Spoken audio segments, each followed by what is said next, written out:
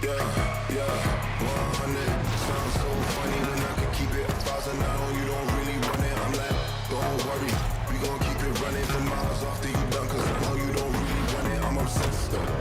You right, that's why I'm the best though.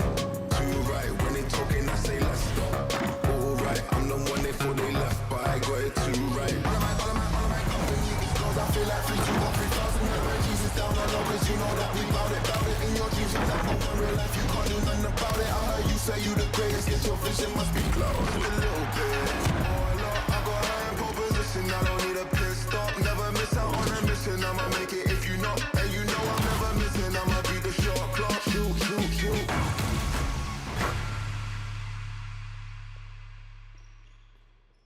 Сайн мэцгнүүд та бүхэндээ даваа гарагийн шинэ 7 хоногийн мэндийг хүргэе. Тэгээ мэдээж энэ цагт бол Эмбетог эхэлдэг байгаа та бүхэндээ бас та бүхэнд танил тав өнөөдрийн нэвтрүүлгээ хүргэх болно. За тэгээ бүгднээрээ минь түргэе. За тэгээ та бүхэндээ Эмбетогийн удирдлагын 38 дахь дугаар хүрч байгаа гэдэг хэлмээр. Тэгээ мэдээж Эмбегийн финал эхэлсэн.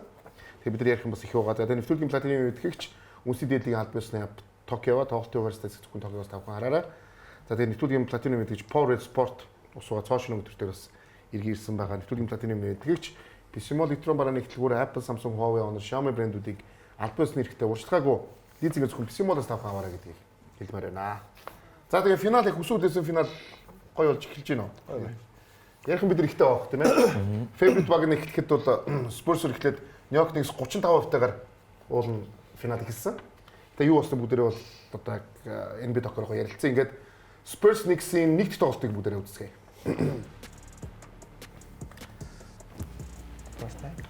За ингээд San Antonio Spurs баг финалийн тоглолтыг талбайн давуу талтайгаар хэлүүлсэн. Бүх нэг аналист Las Vegas-ийн юугаар бол 65-35 гэдэг юугаар хэлсэн тийм ээ. Сагсан бөмбөгийн одоо favorite баг нь Spurs хэлсэн тийм ээ. Талбай дээр тоглож байгаа.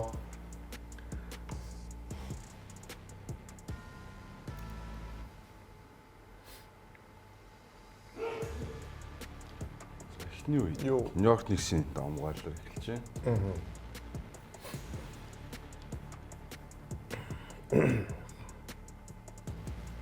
За энэ дээр би хаалт тавиад өөрөө 3-аас оруулаад. Тэгээд сэлгээнийхний тоглолт эхлэх үед тэгээд Спурсийнхаа илүүрхэж эхэлсэн. За гэхдээ энэ зурлалын бас бид нар ялаашгүй ярих хэрэгтэй үнийн нэг кат баг тийм ээ. Өдөргөөс гоё ярилцсан энэ талаар. Дилн Харбор онцгорж багаас сэргээж онооны тэргүүллийг аваад хаасан да. Эхний үе San Antonio Spurs багийн тэргүүлэлээр 27-19 гэж дууссан. 8 оноо. За энэ дээр Брансонгийн гинт төгссөн. Хөлөө яагаад те локер рум руу орчоод буцаад гарч ирсэн те. Энэ шүүгчтэй нэлээ юм яриа, ер нь жоохон ууртай уцаартай байсан. За энэ тоглогч хэрэг ер нь хамгийн супер тоглолт үзүүлж байгаа зураг дээр. За энд бас дахиад бэрхлээ авах галцтай. Шаан дээр нь корнет санаандгүйгээр гიშгээд. За мэдээж New York-ийн дэмжигчид бүгдээрээ бас ирсэн л байл. Ирсэн л байлээ. Энэ хоол газар ихэд бас ирсэн л байл. Ерөөсөө New York-ийн хэдүүд бүгдээрээ л ирсэн байл. Бай. Иргэ харц шүү дээ хийдэн гутаа.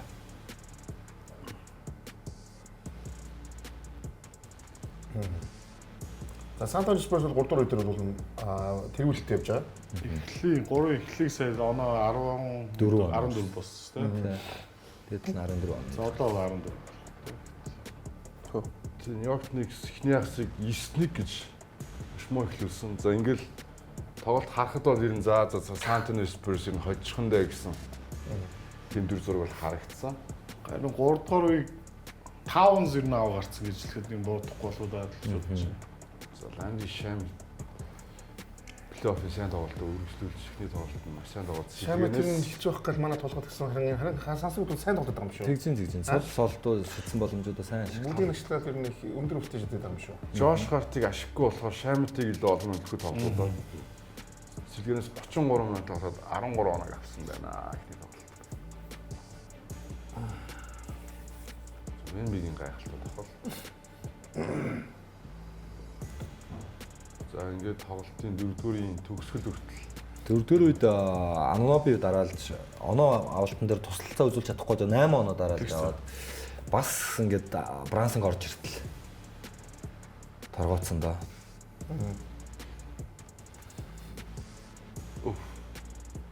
Энэ л аа.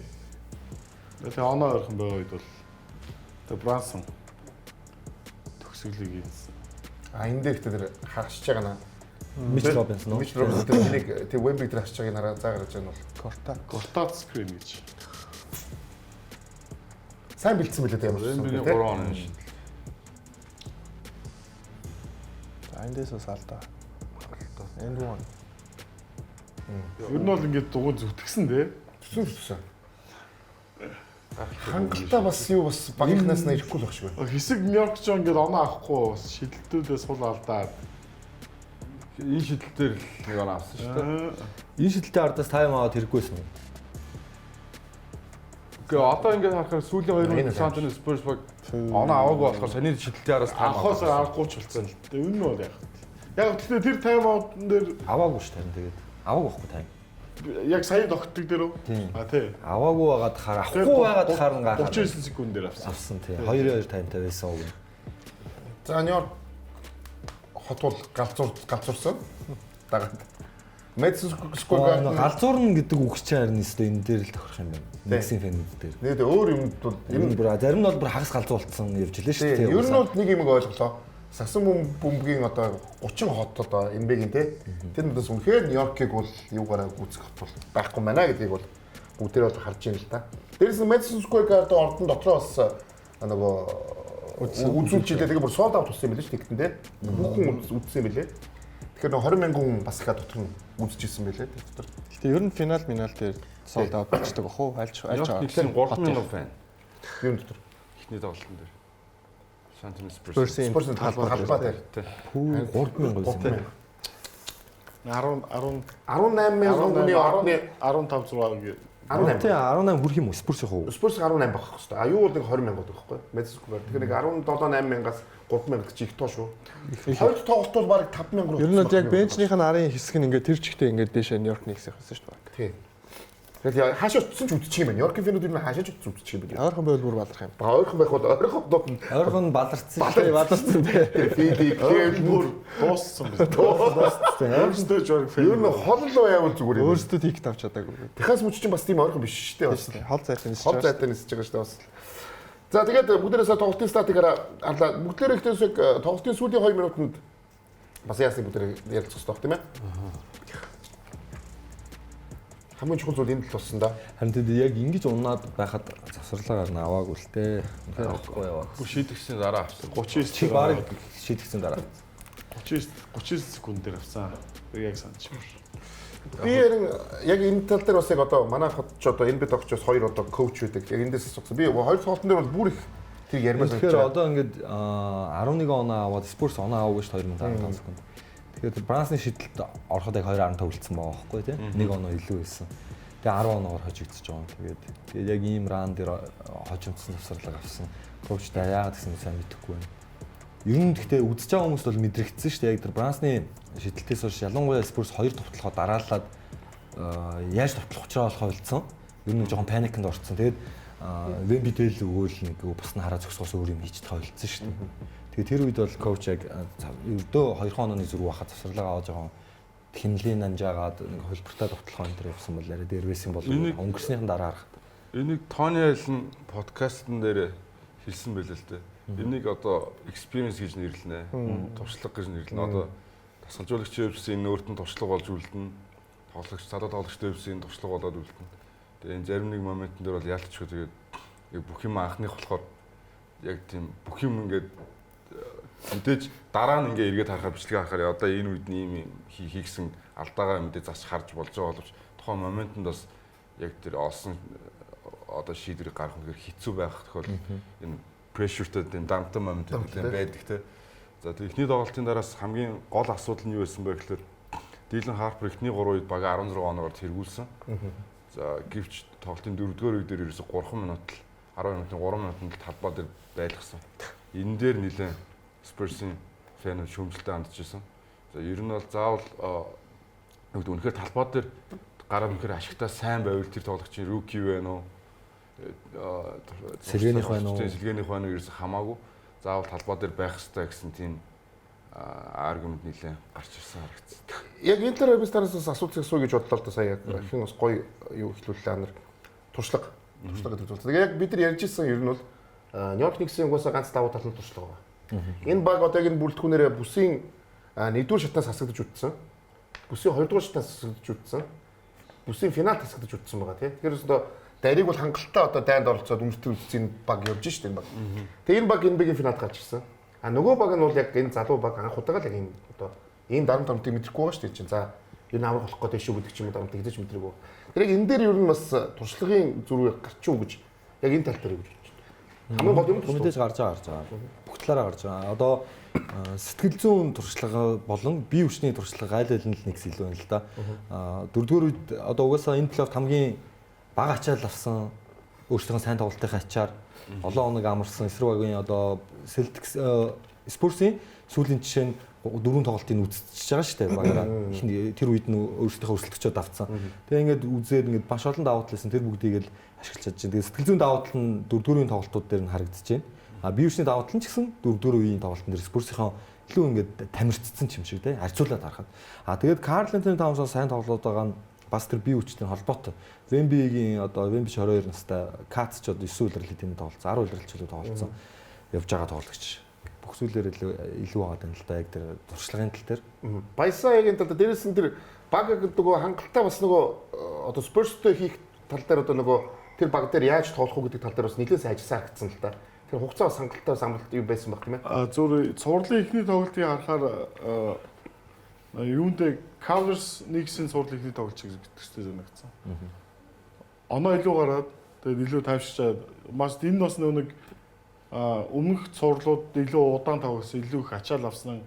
Тэгээд тэр нь эргээд нэг бие махбод сэтгэл зүйн хувьд илүү ачаалтай байгаа. Тэгээд нэг оноо илүү гараад нэг юм ядарсан юм шиг нэг амьсгаа нэг тайвширчдал тийм зүйл ажиглагдсан. Түүний тайм аут ярьдаг дээр бол 94-86-аас буюу 4-р 6 минут 7 секундээс хойш 4 минут орчмын хугацаа буюу 2 минут хүртэл 94-86-аас 94-95 хүртэл Spurs илүү авсан байхгүй тоглолцсон байхгүй. Тийм учраас энэ хугацаанд Spurs илүү өөрсдөө хэмнэлээр бүтэн тоглолтын тул ширний юм хурдан гүйж чадахгүйсэн шүү дээ. Яг тэр нэг хугацаанд илүү их дайрдаг, илүү их гүйдэг тайлбарлагчдын яриаг сонсоход хүртэл Spurs яг өөрсдийн тоглолтыг гаргах гэж хичээж шууд аваад дайрж юм уу. Тийм зүйлсийг хийсэн нь үр дүнтэй болсон. Тийм учраас тоглолтын юмнэл яг өөрсдийнх нь хүснээр явж исэн учраас Мич Джонсон суулж тайм аут авах. Эргээд оноо авсан яг тэр түрүүний ярьдаг хайлайтн дээр Брансон оноо аваад эргээд 97 94 ч лөө 97 95 ч лөө болдог. Тэр үед л зүгээр яг тайм аут авбал авахаар байсан үед явж байгаад яг жоохон хоцорцсон байна тайм аут. Яг энэ сая амар яг үнэн л хэлж яг энэ мэдээж тасгалжуулалт бол туршлага болж. Одоо чинь миний хувьд дээд лигийн тэмцээн дээр финал семифинал дээр 6 тоглолтын дээр өмнөх 3 хөлбөр дараалал явуулсан. Яг тоглолт моментум манайх руу ихсэн үед айл торгоо шийдээд айлын бүх юм устцсан. Тоогоо шийдэж явах үед зүгээр тим шийдэл гарч. Би тэн дээр 39 секундээр тайм аут аваад ярих уу эсвэл энэ хэмнэлээ мэдсэн тогтчдоор явуулах уу гэдэг шийдвэрээ би тайм аут аваагүй. Гэхдээ тэр нь миний буруу болоод ингээ хожигдчихлаа юм. Мич Джонсон суулжсэн ялгаагүй шүү дээ. Тийм нөхцөл байлаа. Тийм тэр чигээр явцсан учраас тэнд тайм аут авч зогсоож нөгөө огт бас боломжгүй хэлсэв. Би бол тэгж тарсан. Тэр нэг яг туршлага те. Нью-Йорк Никс бол хамгийн давлын туршлага шүү дээ те. Яг энэ тал дээр. Тэгэл баяр юм бас юу бас. Тэгэл East West-ийнхаа цомыг авч явахтал туршлага нь харагдсан шүү дээ. Би зүгээр бас нэг West Spurs-ийнхаа яаж баярлж байна. Дээрээс нэг юм бас юу харагдлаа. Удирдлагын тоглолт бол зүгээр бас нэг удирдлагын тоглолт байдаг юм аа. Удирдлагын тоглолтын дээр юм харагддаг гэдэг те. Бид нар харлаа шүү дээ. San Antonio Spurs OKC-тэй тоглоход хэд очсон байлаа удирдалд 3-1 байсан баха те. Тэр хандураг бол. За төгссөн бол New York Knicks Spurs-тэй тоглосон тоглолтондоо хэд очсон байлаа? 2-1 байсан тийм ээ. Тэгэхээр энэ бас нэг юм харуулж. Тэгэхээр яалтчгүй удирдлагын тэр юм харуулдаг те. Ер нь үндсэн гэдэг нэг юу гүгдэг шүү дээ. Зарим тоглолт нь Wemby тоглоогүй шүү дээ. Тэгээ яг ерөнхийдөө нэг харагддаг шүү дээ. За ер нь заримдаа гэхдээ улиралд илүү байсан баг нь хожигдоод плей-офф яагаад ч бүр бархаа болцсон байх уу ясаа. Тэгээ зөвхөн Wemby-гийн яриан дээр зүрхийнхээ хөргөлтүүлээ ярихад зөвхөн Wemby-сэн өөрөө бид эдгээр West-ийн OKC хоцсны дараах тэр сэтгэл хөдлөлөө одоо ингээд дарах хэрэгтэй байна гэдгээ хүртэл сэтгүүлч яриан дээрс хэлсэн байхгүй. Тэр чинь ингээд ер нь бол ингээд төрүүлээд баярлсан байгаа багууд шал өөр мэдрэмжтэй болсон байдаг шүү дээ. Тэгээд дээрэс нь 22, 23 настай залуучууд. Тэгэхэд нөгөө талд юм үтцсэн гэдэг хүмүүс өөрсдөө тэр цомоо авж байгаа нөхцөл байдал нь ч юм уу те ингээ явж байгаа. За тэгээ 2-0 болсон чинь Michael Bridges яриа те бүгцүүд Madison Square Garden очоод тэгээс эхэлнэ. Ягаад гэвэл 2-0-оор одоо ялж явж байгаа финалд ялагдсан хүн шүү дээ тэр чинь Milwaukee Bucks.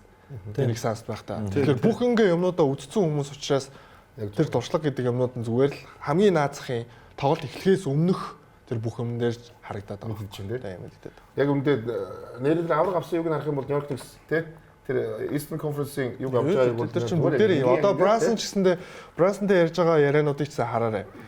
Ямар ч юм хэлэхгүй байхгүй. No comment. Одоо бүх хүн ингээл ордон дотор орж ирэх чинь тэр аврагын цом ингээд та нарт харагдаж байна. Ямар мэдрэмж өгч ийн гэхээр тэн дээр no comment л гэж байна. Ямар ч юм байхгүй.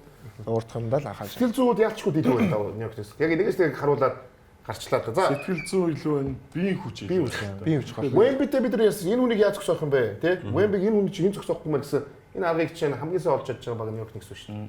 Anunoby, Mitchell Robinson, Cat 3. Cat-ийн бүр efficiency нь бүр маш өндөр байлаа шүү дээ. 200 хэлсэн юм. Хоёр тоглолт Түүхэнд хоёр шүү. Түүхэнд тэгээ энэ чинь өөрөө энэ тоглоод юг яг яаж болд юм бэ? Өндөр хүмүүс яаж зүг ашиглад юм бэ?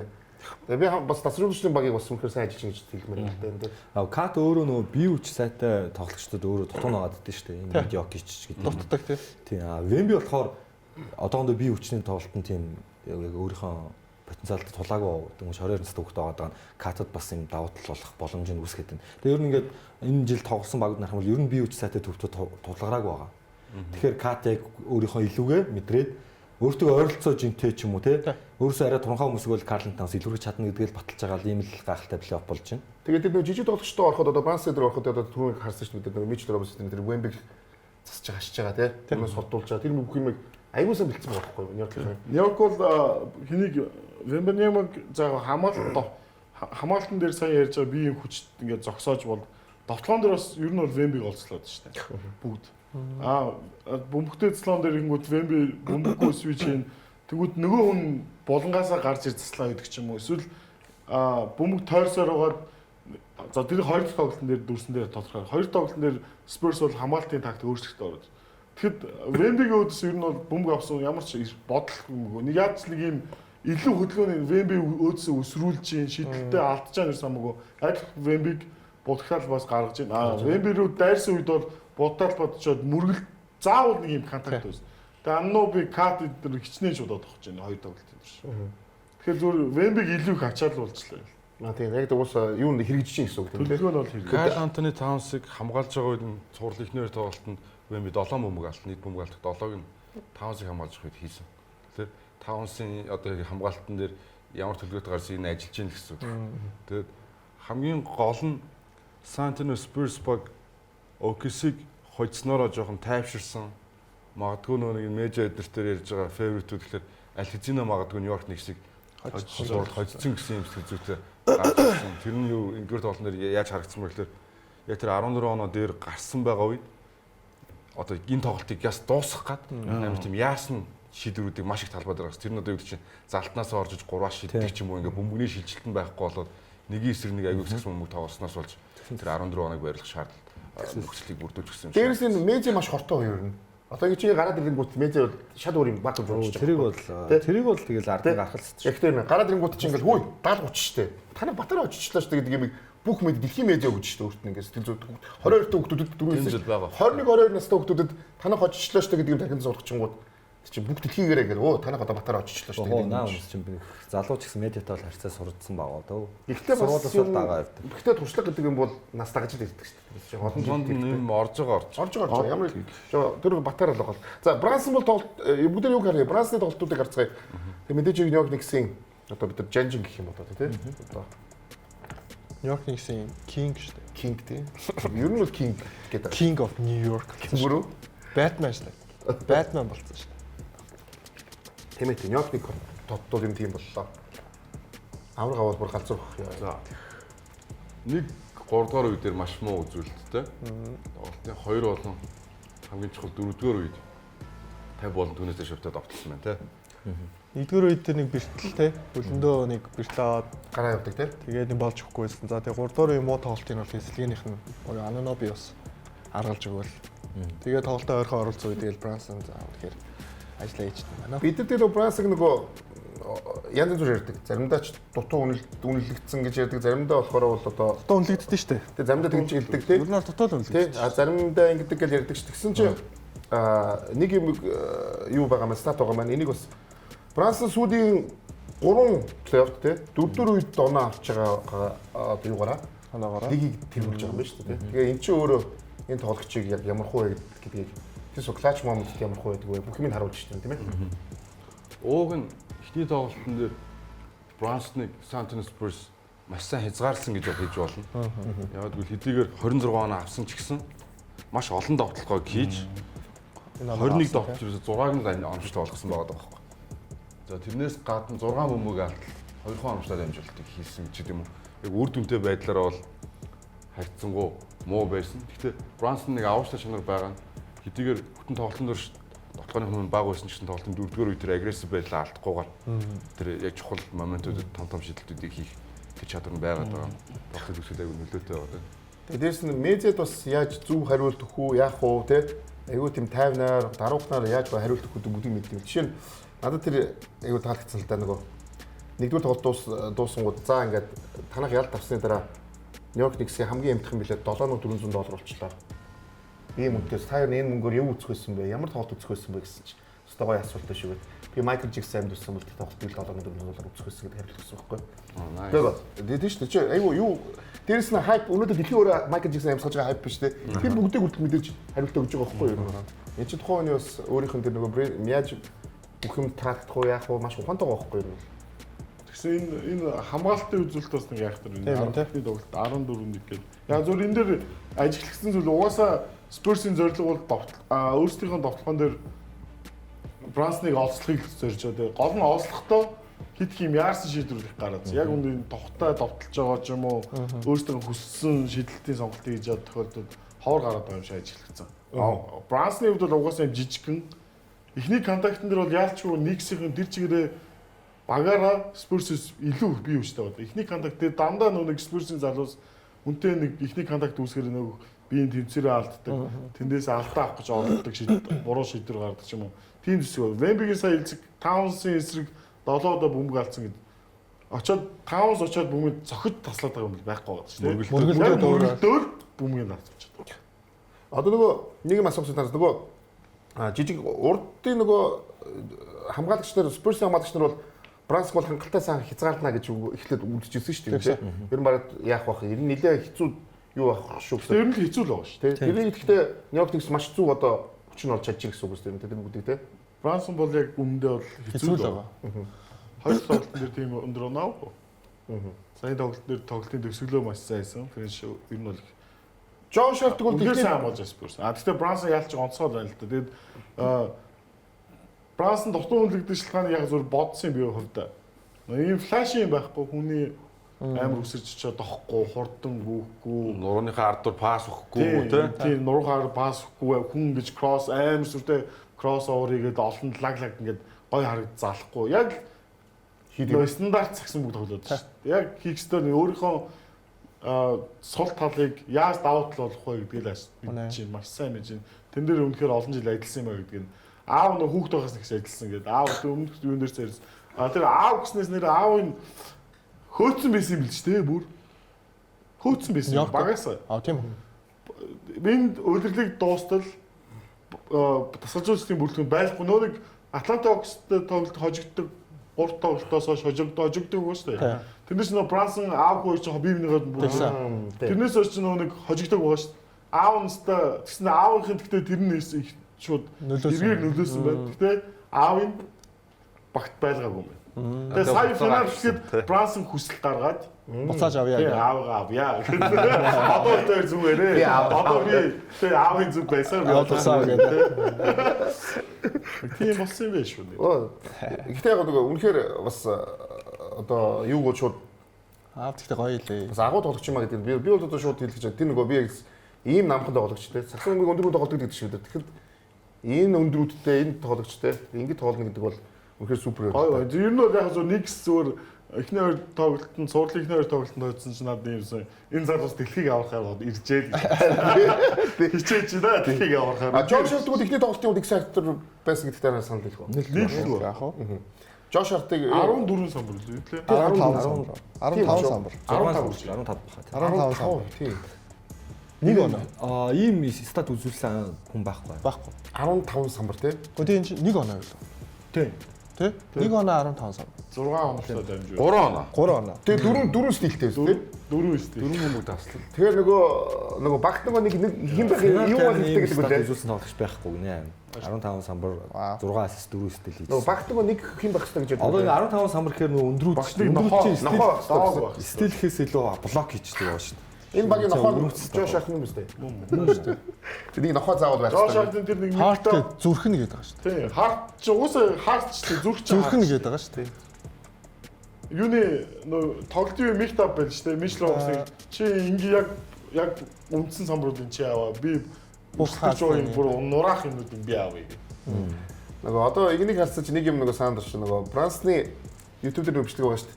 Жош Харт Нью Йоркийг авчлаа гэсэн чи яаж баярлж байгаа вэ? Багийнхаа андыг авчлаа гэдэг. Авчлаа яа гэх бүр Моолд явж идэг шүү дээ. мод явж байгаа тэр мэдээллийг авчаад бүр тэрийг харсан. Тэгэхээр яалтчгүй Гол нь Харт ч өөрөө ямар бас өндөртэй хүн билээ гэдгийг бас бодох хэрэгтэй л дээ.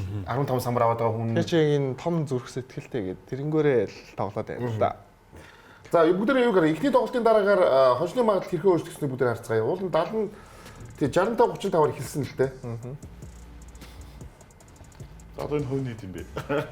Одоо өнөөдөр би харсан. Өнөөдөр биш ээ. Ихний Эхний тоглолтын дараа. Ихний тоглолтын дараа гэх бол Одоо Байрны солигдсон байна шүү Баяр дээ. шүү. Favorite нэг хоёр тоглолтын дээр favorite нэг шууд солигдчихж Шууд өөрчлөгдсөн байна шүү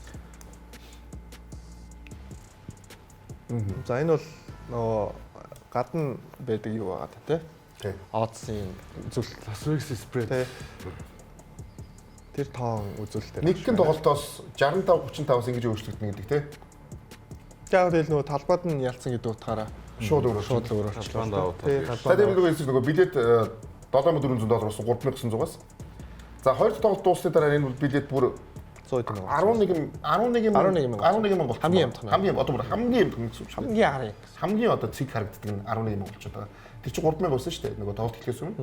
Одоо ингээд 11. Ордны уур амьсгалын мэдрэгтэй нэг тэр багийнхан тэр түүхмөрчийн гисч болох нь л чухал байна л да тий. Гэтэ бид нар NB-ийн түүхэнд NB-ийн тоглолтын билет хамгийн амтхан 11500 үрхийг бол үзег баха. үзэг. Уусаа үзэг. Хизээч үзег баха. Энэ бол түүхэнд хамгийн Тэр харин Нью-Йорк хотын сагсан бүгд Нью-Йорк хотод ирсэн бүр ямар чухал ач холбогдолтой гэдэг л энэ финалийн энэ билетийн үнэлэл авалч. Гоё юм тий. Ийм одоо харж байгаагүй. 11,000-аар нэрээ лүүрийн шум дээр л сууж штэ. Тийм шүү дээ. тэггүй тийм шүү дээ. Өөр газар бол тий. Бид нар нөгөө юу яхад одоо ингэ ярьдаг шүү дээ. Бид нар одоо Лос Анжелес хотод аврах авахыг, Lakers аврахыг зөндөө харж ирсэн. Golden State Warriors аврахыг харж ирсэн. San Antonio Spurs, Miami Heat аврах. Яг ийм фэнүүдийн ийм хайпыг бид харж ирсэн. Харж байгаа. Ямар ч хотод хизээч Нью-Йорк шиг ийм аимшигтай. За тэгээд нэг юм ойлгоо. East Coast бол Лос Анжелес ямар ч баг хоолсон тэр заал бол Knicks-ийнх л байх юм байна. East Coast бол баг. East тийм бол ямар ч хотод ер нь тал нь Knicks байх юм байна гэдгийг харлаа шүү дээ. Тийм ээ. Тэр чинь Тэгээд одууд нь ч гэсэн дагаж нисэж штэ тийшээ. тий. Тэгээд урд асуудлаа худалдаж аваад үзээд байгаа шүү дээ. Худалдаж авч үзээд. Зарахгүйгээд хахад арийнхын сандлыг авч үзээд тийм. Саваад шүү дээ. Хаан ч хамаагүй хүмүүстэйгээ Тэр мөнгө төгрөг ямар ч мэдээгүй байна шүү дээ. Миний санаанд байгаа хамгийн амар фэнүүдийн тэр нэг юм баяртайгыг харж ирсэн момент болохоор Golden State Warriors 8-аар гарч ирээд Dallas Mavericks-ийг ихний шатнд нураахад бас Golden Warriors-ගේ бүх бодолтнуудыг бүх санал дээр тавьчих. Тэр бол үнэхээр амар момент. уур амьсгал тий. Гадаа хот ихтэй ингэж амар. Энэ болохоор арай юм урт хугацаанд 4 сарын 25-наас хойш л юм байна л да.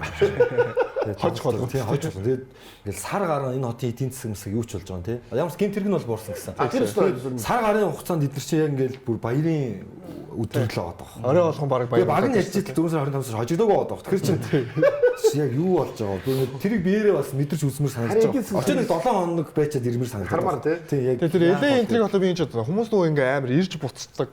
Одоо тэр шоуны хат штэ ингээ очичоод ингээ явдаг.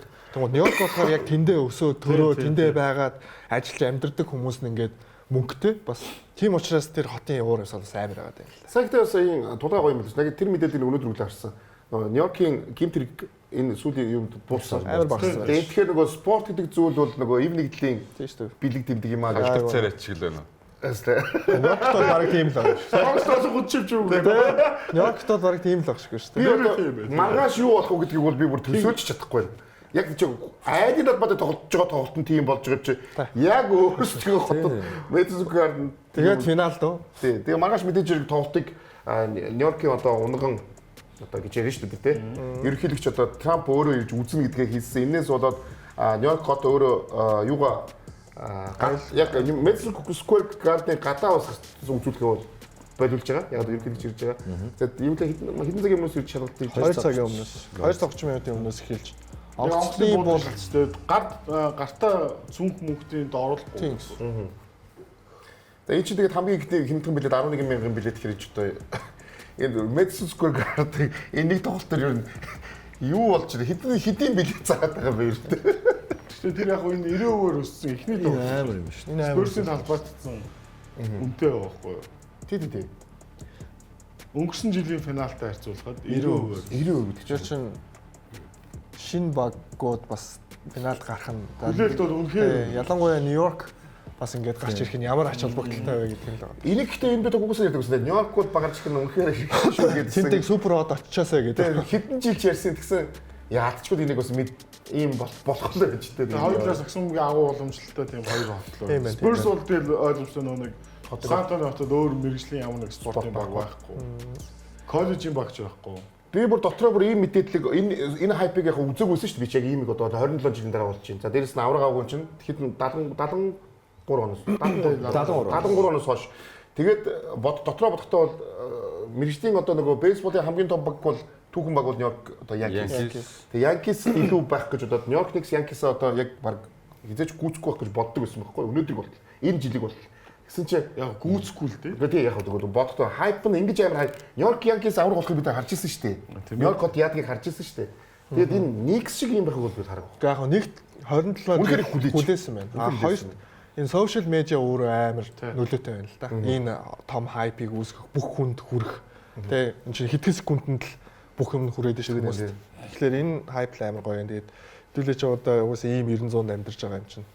Тэрс Нью-Йорк Никс гэж юу яасан ч нөгөө билет нь үнэхээр нөгөө олдохгүй болохоор Madison Square Garden тоглолт болгон дээр нөгөө өөрсдөө дээр 200 та бил 300 хүүхдэд нөгөө яг үндсэн үнээр нь Үзүүлж байгаа гэсэн шүү дээ. Тэгэхгүй билет нь нөгөө $11,000 болчиход шүү. Бүтээлгүй яг нэг юм тодорхой Төвшин тий. байгаад байна гэхээр нөө зах зээлээ л мэдэрч штэ тий.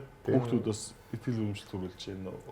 Урам зориг өгч байна. Тэгээд энэ нөгөө бүх NBA яаснаас хойш хамгийн том одоо баг Нью-Йорк Никс байсан. Нэг хэсэг ингэ хүмүүс Нью-Йоркт очиж цоглох баг дургуйч. Дургуй шүү дээ. Уусаа хин зарим төгс тэлдэггүй шүү дээ. Юу гэж юм хожигддаг газар очиж дээ. Одоо болохоор эсэргээрээ залуучууд Нью-Йорк тогломоор санагдаж байна. Нью-Йоркийн лидер бол Ийм амар юм байна тий. тий. Хүндэтгэл үлээх юм байна тий. Чи бол бүх л том хотын баатар болох юм байна гэдэг мэдэрч байгаа. Гэхдээ би нэг асуулт асуух гэсэн надад. Нэг хүнд бид баярлах ёстой юу? Энд үү. Энэ багийн бол том тим бодоод асуух баярлах ёстой. Эхлэлийн тавьсан. Эсвэл ямар ч хамаагүй гэж бодож байгаа. Хамаатай матын чи бүрдүүлчихсэн явсан юм чи хамаатай. Яг одоо Стив Кер цолж чиг Марк Джексон цолж чи бүрдүүлсэн баг дээр ирдэг гэдэгтэй адилхан шүү дээ. Тэгэхээр бас нэг тэр хүн бол бас суурийг тавьж өгсөн шүү тодорхой хэмжээний хүндлэг үлээх ёстой байх тийм ээ. Тэглэх баха. Үгүй Брансны хүссэн багийг бүрдүүлж гэсэн үг тийм. Тэгэхээр бас тэр асууж өгч гоё. Тэгээ Майк Браун асууж өгч гэсэн өөрийгөө бас нөгөө яг нөгөө би ярьсан. Өөрийнхөө карьерийг юунд үлдээх, түүхэнд үлдээх бас юм хийж байна тийм ээ. За тэгээд хэсэг урмын дараа бүгдийг уулзсаар энэ бит тогт хамтаараа залуусаа. We welcome you to San Antonio, Texas, where the NBA Finals returns for the first time in 12 years. Brunson's first shot of his finals career goes down. Wembanyama got it. Dylan Harper on fire in his first finals game. Both teams traded punches, understanding the magnitude of game one. And he's able to reverse and spin it around and in. Karl Anthony Towns has done some work here for the Knicks. It has been a gritty, tough game. Game one of the NBA Finals will head to the fourth in a tie game. Jalen Brunson, he has become one of the great playoff performers in his era. Wemby with the three, nails it. It's back to a 5-point game. Brunson keeps it alive. Corner three is up. Bang! Jalen Brunson does it again. It's a 6-point lead. The Knicks take game one of the NBA Finals.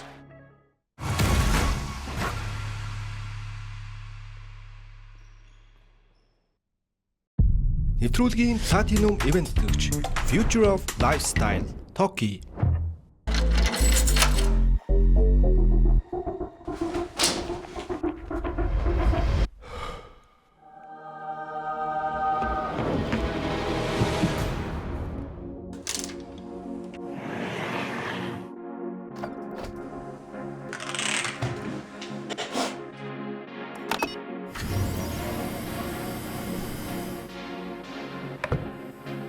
За илүү чөлөөдөг манайхаа хоббиндоо хүрэн оров. Toki Shop-оос гейминг сетапаа лизингээр аваарай. Нэвтрүүлгийн Platinum Event төгч Сагсан бөмбөгийн спортыг дэмжигч Coca-Cola. iCo гол хөтөлбөр эхэллээ. MCS Coca-Cola-гийн бүтээгдэхүүний бөглөөний доорх кодыг уншуулж хөлбөмбөгийн мини тоглоомд оролцоорой. Нэг бөглөө, нэг боломж. Алдах хүртлээр гол оруулж, оноогоо нэм. 7 хоног бүр ихний 100 хэрэглэгч гарын бэлгийн эзэн болно. Харин сар бүр ихний 10-т багтсан шилдэгүүд супер бэлгийг хожих боломжтой. FIFA 2026-гийн албан ёсны түнш Coca-Cola. Нэвтрүүлгийн ерөнхий ивент тэтгэгч Цахим технологи цахилгаан барааны дэлгүүр PC Mall. Энэ урьдчилгаатай юу? Урьдчилгаагүй. Энэ урьдчилгаатай юу? Урьдчилгаагүй. Хүй, энэ урьдчилгаатай юу? Энэ бас урьдчилгаагүй. Гадууцаа хамгийн хиндаа бэлэгтэй урьдчилгаагүй лизингээр аваарай. Гадууцаа зөвхөн PC Mall-оос. Нэвтрүүлгийн Platinum Event төгч Сагсан бөмбөгийн спортыг дэмжигч Coca-Cola.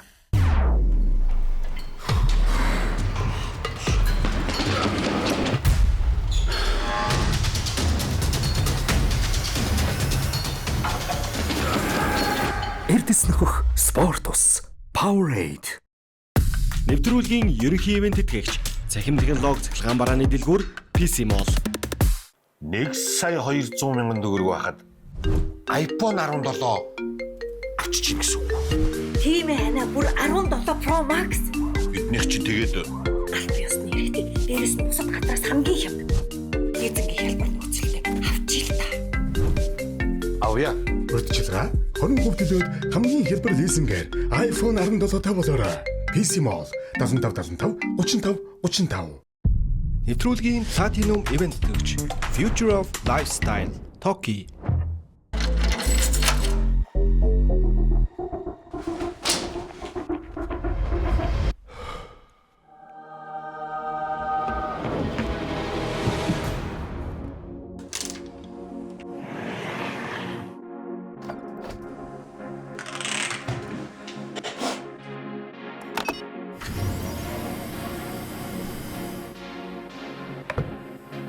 За илүү чөлөөдөг манайхаа хоббиндоо хүрэн оров.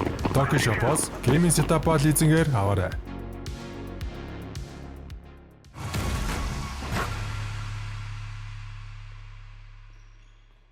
Эмбэ тогтоогоо бүх хүмүүстээ баярлалаа. Тэгээд бидний одоо хоёр дахь хэсэг тагвартай хүрэх гэж байна. Тэгээд бид нар Spurs-ийн хоёр дахь тоглолтыг үзнэ. Гэтэл тэрнээс бас нэг юм нэвтрүүлгийн Platinum эдгэгч Монголын хамгийн зөөлөн шарыг Сингүр байгаа. Марчих гэдэг юм. Ультра смут, ультра кул. Тэгээд бүх залуустаа бас тав хүмүүс тэглэр гэдгийг бас хэлмээр байна. За тэгээ бүгдээрээ тоглолтынхоо хоёр дахь тоглолтыг үзэх үү.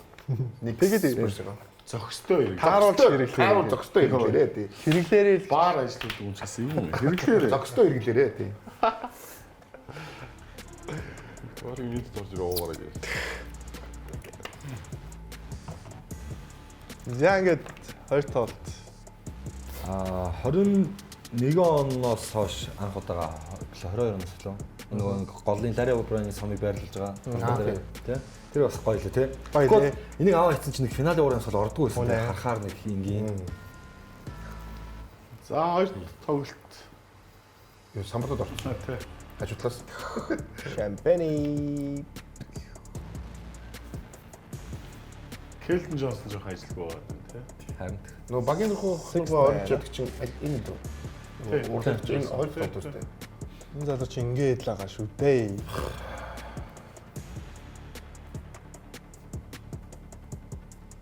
За эхний үе ахаад Сан Антонио Spurs баг илүү 35 34 25 гэдэг дандаа тоглолтыг дандаа илүү Илүү ихлээ тий.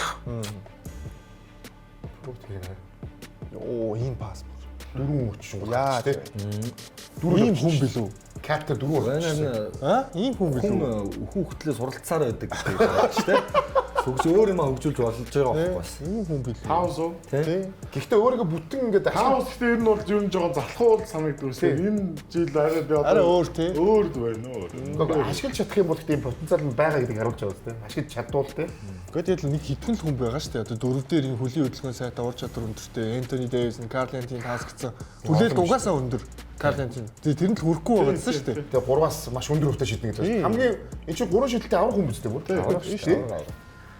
Тийм л одоо ийм л хүнийг уг нь ингээ хүлээгээд байдаг. Би бярдаа тэр чавж байгаа юм. Тэр яриа. Тэгэхээр туршлах. Вембидэг нэг яалтчгүй нэг жоохон нэг физикал юм дээр л жоохон дутуу юм байна тий. Тэгээд яг ингээд Янасын руки жилийг бодъё л доо. Нэг юм турхаа урт хүүхлээс шүү дээ. Тэгтэй шүү дээ. Тэгэл одоо Янас шиг болчихгүй гээл ер нь найцсан зүгээр хэлж байна шүү дээ гэж байна. Ландри шам. Гоё маа. Шайма тереста юугаа бол гарт талбайд байх яг цөөхөн үеийн шийдэлтэй бол яг юу гоё ажиллах юм аа тий. Энэ юурээс бол авирс тий. Олон харж байгаа. Энэ тоглолтын дээр тоглолтын тэр төгсгөл рүү Дилан Харпер Брансныг бүтэн талбаас хамгаалдаг. Үнэхээр сайн хамгаалж байна шүү. Дилан Харпер сайн хамгаалж. Тэгээд Брансны юм нэг юу байж та хурдан биш болохоор таараад байна тий. Болчиход байна тий. Тэгээс Дилан Харпер өмнөх зураг дээр бүтэн талбад хаж хамгаалах гэхээр бүгд хажуугаар үүсчихсэн шүү дээ. Энэ ч тэгээд үнэхээр бас гоё тоглолт шүү. Тоглолт амар тоглолт. Вембиш тэгээд багийнхандаа яаж яагаад нөгөө хийсэн өссөн тэр олон оноог бас барьсан шүү дээ тий. Барьсан. Энэ анаа мөргөж чаа тэгээд Дуршлах нь амар байл. За ингээ 14 оноо дээр ингээ артж байгаа. За одоо энэ дуусла гэж бодсон тий. тэгсэн эндээс яг хний Fox-ийн тоглолт их сайн байсан. Fox-ийн хамгаалтан дээр тоглоод жоо олслогдох гэдэг талаагаас нь довтлогон дээр их сайн. Залуучууд үнэхээр сайн тоглосон. Болохгүйс 3 оны шидэлтүүдээ хийсэн, дундын зан шидэлтүүд нь болсон тий. Энэ дээр 20 оноо. Энийг хамгаалчаач. Энэ нөгөө Рамс гэсэн юм шүү дээ.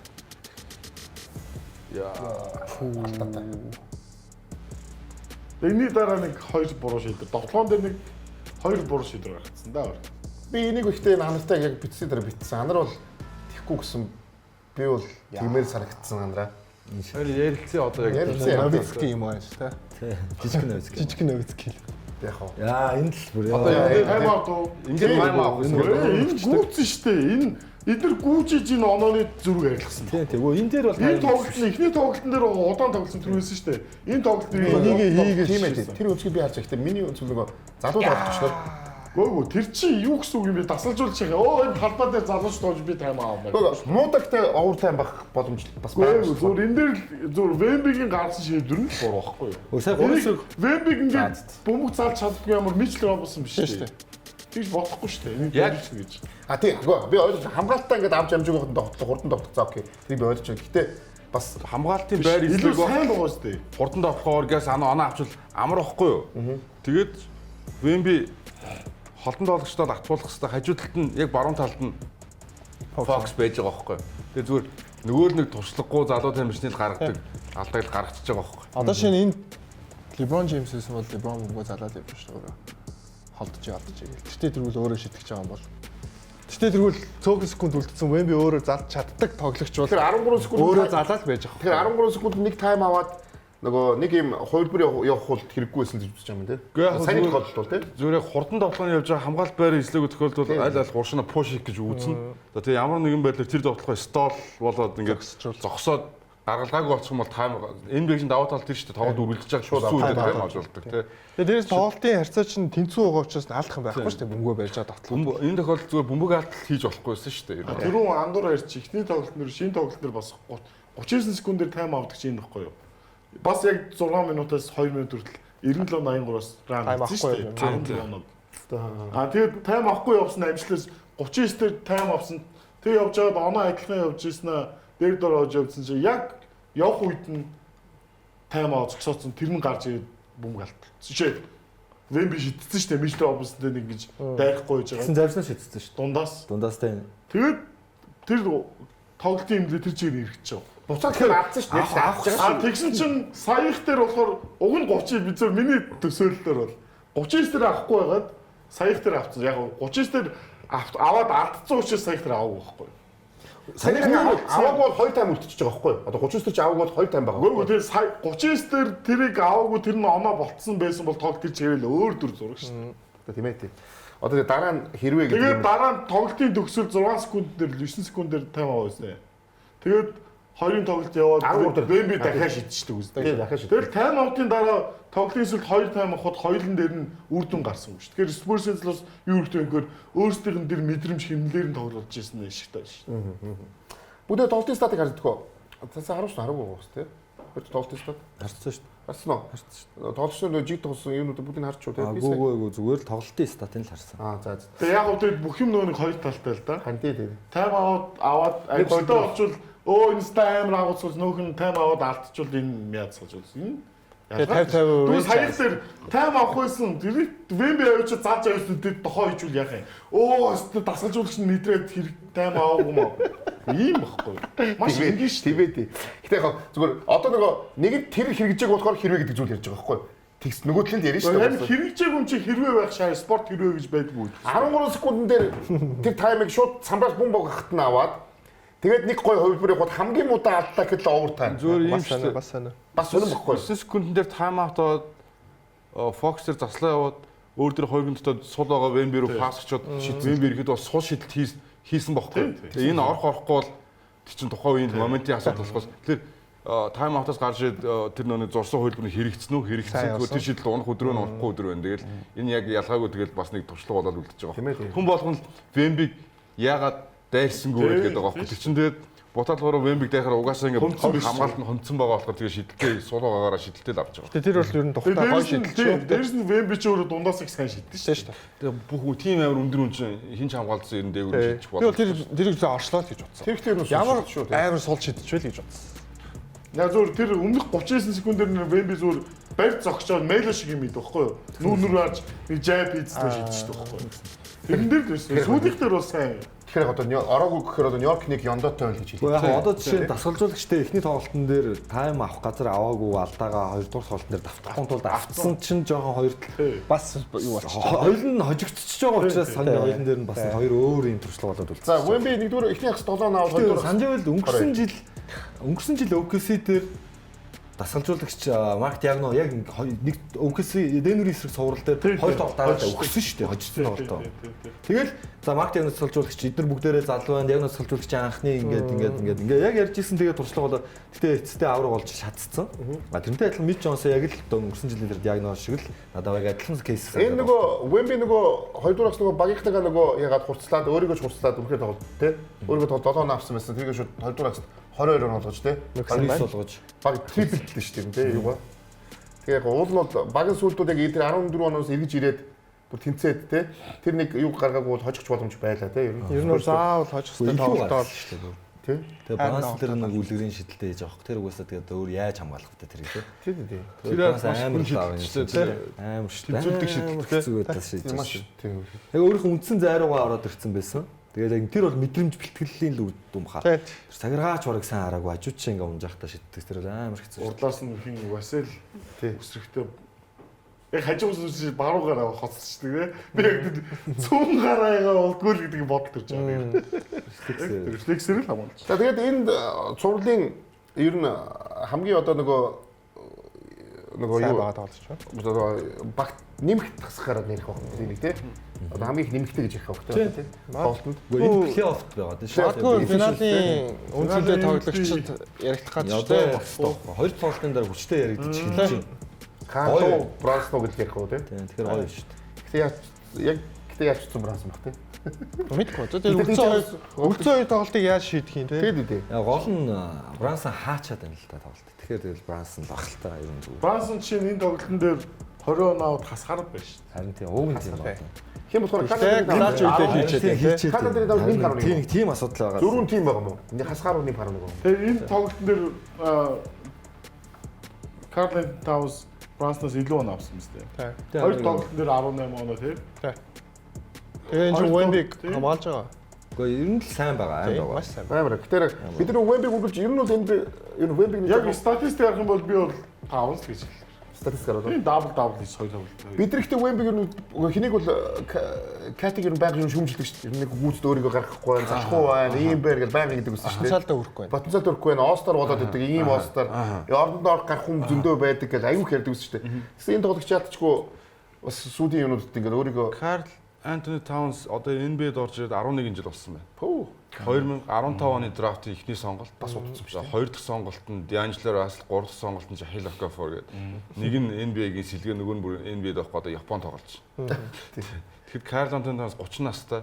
Одоо яг ирби гүйцээд туршлагажаад яг эд үедээ үнэхээр тэгээд тэр нэг та нар ингээд тоглолтын дараа мараа энэ тоглолтын үеэр ингээд анзаарах юм бол яг тэр хүний тэр тоглолтондоо фокуслж байгаа тэр байдал шал энийг бол ялчгүй н олон жилийн туршлага тэгээд хүмүүс ингээд дутуу үнэлээд шүү дээ. Тийм бол одоо энэ ÖNB-гийн одоо хамгийн том тайзан дээр өөрөө харуулах боломжийг маш сайн ашиглаж байна.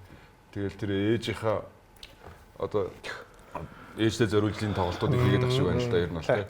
Бид дээрээс нь нөгөө юмыг ахаад түүхийнхаа буцааж нэг юм харж өгч болох бах те. Тухайн үед ярьжсэн нэг зүйлийг солилцон дээр хин алтлаа хоцсон бай гэдэг Ранло Кат дээр гээд Нёблиг хоцсон байна да те. Одоо бол тийм байна. Тийм. Харин энийг аузыг л дижсэн. Гэтэ нөгөө эн чинь Ранл чинь дивижн цаа солилцооны дараах плей-офф мофт ч юм бол Нью-Йорк Никс явахгүй. Тийм нөгөө Миннесота илүү тоглоод тэгэл хүн болгон Julius Randle гэж ярьжсэн үеч байсан шүү. Julius Randle гэж бол ярьжсэн хүн байхгүй. Винченцо хамт байгаа. Зөвхөн Дивинчензо бол нөгөө цалингийн цэсмэс багийн ирээдүйн тэр өнцгөөс нь л Миннесотад ашигтай талуудын өмөрж ярьжсэн болохоос яг нэг ингээд тоглогчийн ур чадвар авах юм бол яаж ч утсан одоо Катл ээлгүүдэд шүү. Нурууны өндөр. Яг Катсийн нэг юм одоо софт л байгаад байдаг. Вэлли дээр Берта харагдаад байна шүү дээ. Тийм. Үеийнхэн дундаа жоо софт шүү дээ. Одоо Рандалтай мөргөлдөхэд бол тэгээ софт. Түрүү нөгөө нэвтрүүлгийн эхний хэсгээр би хэлээ шүү дээ. Энэ жил Кат харин онцгой. Бие хүчний тоглолцтой төвтэй таарсангүй гэх. Нэг 60 70 маалан гэдэг ингээд туранхаа NBA-гээ ийм хүмүүст таараа яваад байгаа байхгүй. Алдааны асуулт оролцох хэмжээний төвд байхгүй тий. Таунс яг үнэхээр яалтчгүй хүлээлтэнд үрдэг юм л да. Тэгээ хүрдгүү үдэгс тий. Тэгээ одоо баян гоостер болоод байдаг ингэдэг гэж ярьдаг гэсэн. Гэтэ одоо тэгэл яг юм дээр л бидрийг харлаа да. Дээрээс нь Нью-Йорк Никс гэдэг багч юу н хождох мэдэхгүй болчихлоо шүү дээ. Тэглээ. Карл Антони Таунс өөрөө хэлсэн байл шүү дээ. Одоо яг залуухан багт плей-офф болохоор нэг өөрөө ганцаараа тэр тоглолтод хожих гээд ингээ хүчлээд олоон авах гээд ярьдаг гэсэн. Тэр биш юм байна. Одоо энэ баг статистик ямарч хамаагүй одоо багийн тоглолт багтай юу хэрэгтэй байгааг хийх хэрэгтэй байна гэдэг.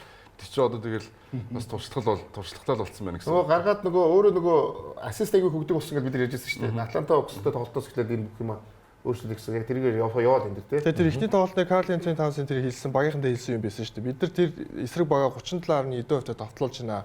Тэгээ бид нар тэр товтлоондоо асуудал бид нар л товтлоог хандл хийж чадна. Яг энэ хамгаалтанд үргэлжлүүлээ. Энэ 30%-ийн товтлуулж бид яг зөв зүйл хийгээд байна гэдгээ ингээд Таунсын амнаас тийм voice хүрэх болцсон байгаа тийм шүү дээ бенч дээр. Тэгэхээр эн чинь одоо тэнд цугларсан байгаа хүмүүс бол ерөөсөө л дандаа хожигдоод үдцсэн NBA-д олон жил болцсон тий. Дээрээс нь тэр нэг эдний нэг хоорондын нөхөрлөл бас байгаа тийм. Гур хар багасаа нөхөрлөөд хамт тоглоод үдцсэн энэ нэг нөхөрлөл бас байгаа. Катл ч одоо жишээ нь Миннесотад байхдаа Антони Эдвардс драфтлагдаад нэг 3 дахь жил нэлтэр яг сүүл 2 тишээ болохын өмнөх жилд нь бас багийн нэг номероо үдцэлцэх гээд идэв байсан шүү дээ.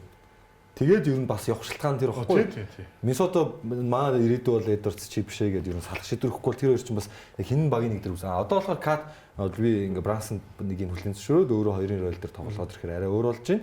А дээр нь тэгээд тоглолтын өмнө цаашаа 2 цагийн өмнө ингээд бас юу аа маш холоос шийдээд байгаа дандаа. Энэ цуврал дээр. Тэгэхээр одоо Вембигийн эсрэг ер нь бол айл болох тэгж Вембиг авч гарах даалгавраа хийгээд байна шүү дээ. Тийм. Тэгэхээр ингээд Кат талбай дээр хоо Вемби дагаж гарахаас өөр сонголтгүй болонгууд тэр Анно би бусад тоглогч нарт ингээд бодох талбай сонгох боломж үүсэж байна. Тэгэхгүй бол өмнөх цувралтай харьцуулбал яг Вембиг үзэж бодох талбай руу ороход ОКС-ийн хэцүү ОКС-ийн ихэвчлэн юм шидэлтүүдээр онаавдсан бол энэ цуврал дээр Никс бодох талбайгаас авч байгаа ногоороо илүүрхэж чадаад байгаа нэг Катын шидэлтийн ур чадвартай холбоотой байгаа юм л та. Тэгээд шахаа хамгаалчгаар нь угаасаа нуруугаа оруулсан хүн рүү чи ингээд зөрөө орчихор чин нэг алхам хавааслах моцорчмууд очиод төгсгөж чадаад байгаа байхгүй Кат. Би танаас нэг юм асуух гэсэн. Үүргийн тоглогч нараар аль нь илүү дип юм бэ? Сан Антонио Спурс юм уу Никс юм уу? Одоо л Никс шүү дээ. Ойлгомжтой Никс л. Яа тэр цуврал эхлээс өмнө ямар хөөс юм? Энэ өөрчлөгдсөн үү гэж сууж байгаа шүү. Ер нь бол ойролцоо гэж харж ирсэн байх хүмүүс. Тэгээд одоо юу гэдэг чинь шилдэг 6 дахь тоглогчийг уг нь бол Келтон Джонсон 13 оноо дундчлаад авсан. За сурлын 1-2 тоглолт найлал нь 3 оноо авлаа, 3 оноо авлаа тийм. Тэгээ уг нь бол Келтон Джонсон 2002-оос 23 оны үеэрт 22 оноо дундчлаад бага оноо авалтад хэрэгүүлсэн ийм тоглогч. Оноо авах потенциал нь за яг энэ финалийн үед үнэхээр хангалтгүй тоглож байна гэж харж байна. За тэгээд Дилэн Харпер 16 15 оноо эхний тоглолтод авлаа. Тэрнээс бусад тоглогчдын хувьд бол ямар нэгэн байдлаар багтаа нөлөө үзүүлж чадахгүй байна. За энэ биднээс хэнийг бас ярих хэрэгтэй тийм. Одоо энийг хэлж шүү дээ. Микал Бриджсийг магтах хэрэгтэй шүү дээ. Хамгийн их магтаагүй одоо дурдаагүй. Тийм. Амар байгаа нөлөөтэй байгаа Микал Бриджс. 26 6 шүү дээ. Бриж хамгаалалт нь гол байна. Хамгаалалт нь амар юм шүү дээ. Бид нэр энэ Шамит гэдэг тоглогч нь яахгүй гэсэн Шамит гэдэг тоглогч харин хүлээлттэй зөндөр тоглогч Шамит юм шүү. Минут талбайд өргөж байгаа минутаараач сэлгэнээс дээрэс нь одоо яг нөгөө Маквайдыг л 6 дахь тоглогчоор нүдэд идэв гэсэн бол одоо Шамит болгоод төрчихлээ л да. Плей-оффын дундаасаа эхлээд Маквайд ч харин баг минут нолдохгүй байдаг шүү дээ. Арай багассан гэдэг байна. Одоо Jordan Clarkson интерл минутгүй болж эхэллээ. Тэгээ Jordan Clarkson 4 минут болж. Яг 8 минутаараа 8 тоглогчоор нүдэхэд нүдэлж. Тэгээд цаана Jordan Clarkson байна гэхээр амар. Гажира 10 оноо авчихсан авах шүү дээ. Зүгээр сэлгээнд нь сууж шүү. Сэлгээгээр ихтэй ядчихгүй нэгсний илүү дип болоод байна уу? Илүү нь одоо энэ чи дип болоод байна уу ч дээ зүгээр энэ. Угсаал дип илүү тоглож штэ. Илүү тоглож. Мич Робинсон энэ зурган дээр чинь байхгүй байна. Тэрний самраас мөнгө авалт хамгаалалт нэг 15 минутанд бол маш үр дүнтэй тоглоод корнетийн хийж чадахгүй байгааг Мич Робинсон эсрэг талд нь хийгээд байна л да. Хакаг бас явсан баг штэ. Хак бас явсан штэ. Тэгээд тоглолоо хийгээд байсан шүү. Явсан штэ. Финал дээр үү? Хийсэн штэ. Тэгээд финал явсан шүү. Нэг хийсэн чи 2 тоглолоо нэг тийм л ах. Нэг алдаад 2 дахь дээр нь нэг алдаад 2 дахь дээр нь 2 дургуулаа хийгээд байлцсан. Олон юм. Тийм. Нэг л удаа хийж үдсэн л те. Гэтэ бас тасрууш бүх юм хийж үдсэж байна юм те. Хоёртой хоёрын гэдэг шууд болчихсон л та. За тэгээд юу нэг юм харин сүүлийн 30 жил плейоффт дөрөвдүгээр хамгийн өндөр оноо дундсан 5 тоглогч бид харцаад байгаа. За ямар домгууд энэ нэг плей-офф шүү за. Аха нийтээ нэг плей-офф. Нэг плей-офф. Тухайн оны плей-офф хамгийн онцгой байсан. Нэг жил. Тийм. Тухайн оныхоо. За 2011 онд Диркневский 19 оноо дунджлаад NBA-г авраг болсон. Дөрөвдүгээр үед. Kobe Bryant 12 дунджлаад 2008 онд авраг авсан. Шакил авраг авсан. Шакил 2000 онд авраг авсан. Майкл Jordan дандаа авраг авсан. Тийм ээ. Энэ бас тэгэхээр энэ клатч тоглол лидертэй баг бол авраг авдаг л гэдэг статистик шүү. Тэгээ ер нь дөрөвдүгээр үед энэ анзааны оноо авчихад ер нь хожигддаг байна шүү. Нэг тоглолт. Тэгээ амар шүү. Амар. Одоо шинийг үед нэг за 20-20-оос 25 оноо. Тэрний 10-ын зурвал дээр бол тэгээд ингээд хоёр зурлыг харж байгаа шүү дээ. Хамгаалт юу сайжраад тоглолтын удаашраад гэсэн чинь оноо баах болчихсон шүү дээ. Тийм. Тэгээд нөө тоо худлаа хэлтгүү гэдэг энэ тэгэл шууд харагдчихлаа л дээ. Энийгээс дагаа тэгээд Нью-Йорк Никс 2 хожоод авраг авах юм нь бол одоо хамгийн өндөр болчихлоо шүү дээ. Фейврит. Одоо энийг харахаар чинь ингээл MVP-ийн Брансон болчиход байгаа байхгүй. Яг энийг харах хэрэгтэй. Энийг харахаар тийм.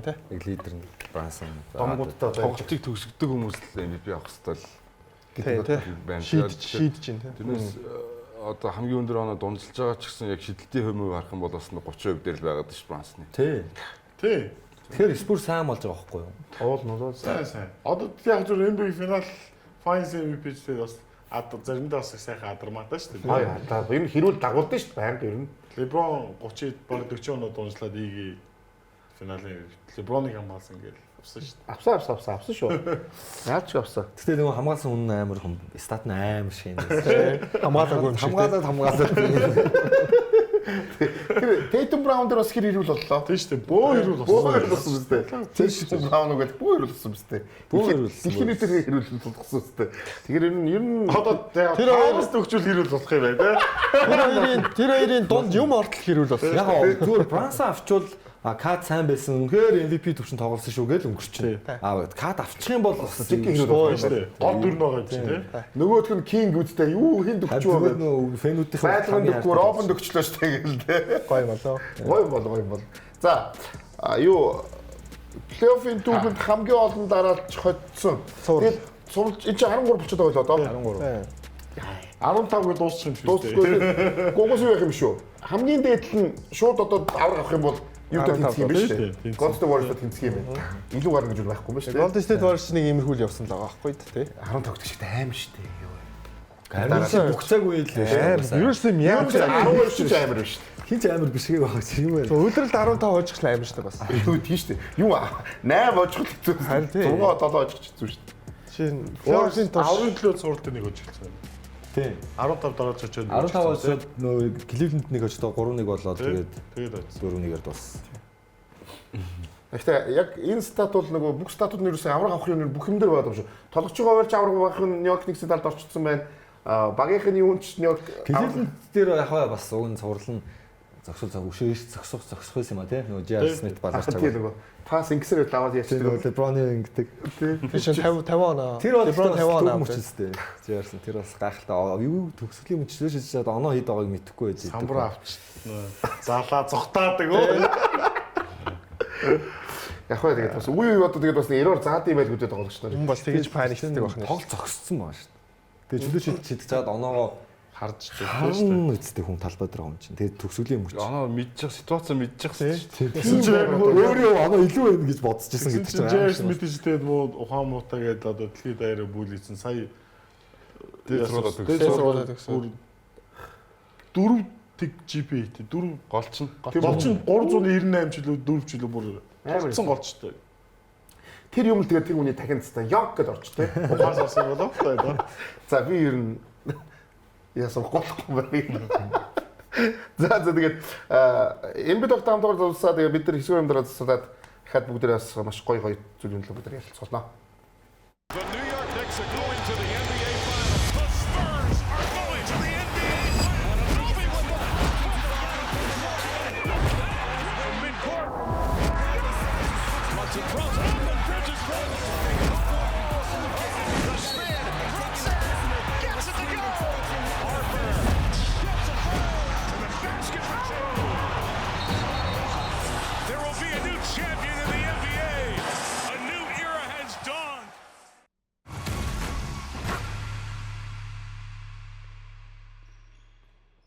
Нэвтрүүлгийн Platinum Event төлөгч Ultra Cool, Ultra Smooth, Sengur Ultra.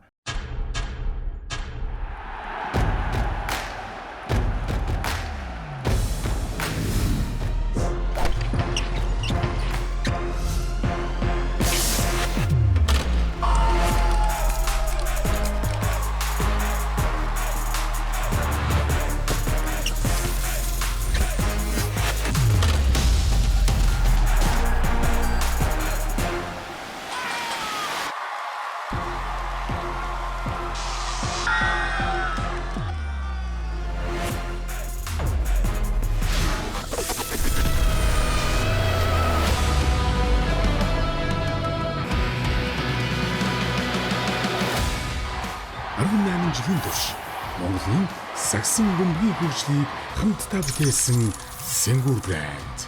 18 years of emotions. Нэвтрүүлгийн ерөнхий ивент тэтгэгч Цахим технологи цахилгаан барааны дэлгүүр PC Mall. Энэ урьдчилгаатай юу? Урьдчилгаагүй.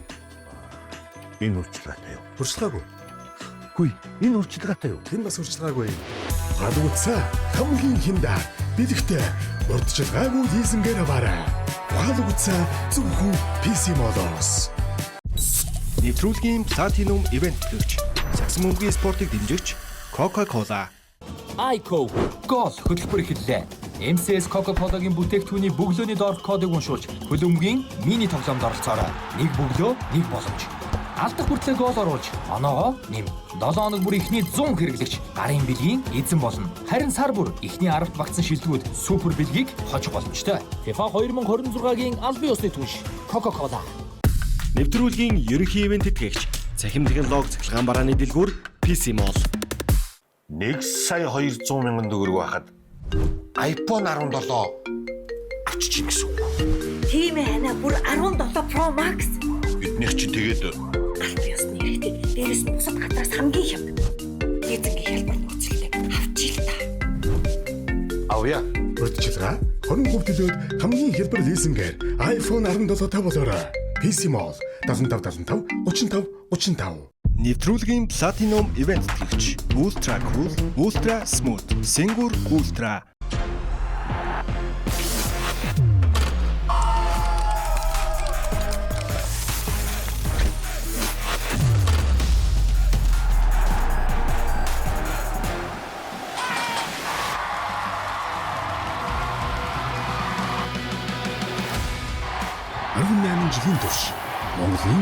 Сагсан бөмбөгийн хөгжлийг хамтдаа бүтээсэн Сэнгүр брэнд. 18 years of emotions.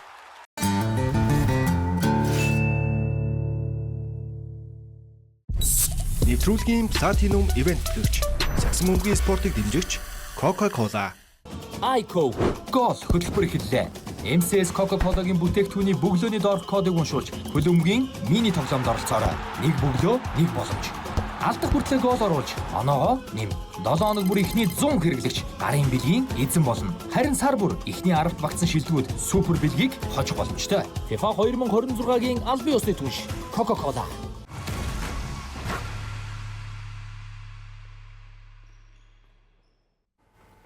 За энэ бид тогтоогоо бүх хүмүүстээ баярлалаа. Тэгээ та бүхэнд үлрэлийн 38 дугаар хүрч байгаа гэдгийг бас хэлмээрээ. Тэгээд бид нар бол одоо магаш өглөө 3 тоглолт болно тийм ээ.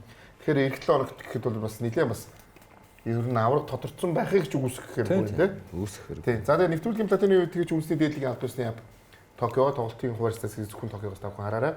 Нэвтрүүлгийн платины үед тэгж Power Sport ус сошиал медиатэйгээр ирсэн байгаа. За нэвтрүүлгийн платины үед тэгж PC Mall, электронын бараа нэгтлгүүр Apple, Samsung, Huawei, Honor, Xiaomi брэндүүдийг албан ёсны хэрэгтэй уурчлагыг лизинг зөвхөн PC Mall-аас тавхан аваарай. Тэгээд нэвтрүүлгийн платинум ивент хэрэгч Монголын хамгийн зөвлөлийн шарыг Сэнгүр Ультра Смут, Ультра Кул баг гэдгийг бас хэлэхэд таатай байна.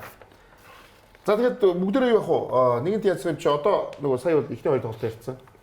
Одоо эргэн тойрогдох юмнууд байна. За дээрэс нь Spurs-ийн ер нь имплейофф байгуулсан том хождуудыг бүгдээрээ харцгаая тохоо. Эндээс эхлэе. За.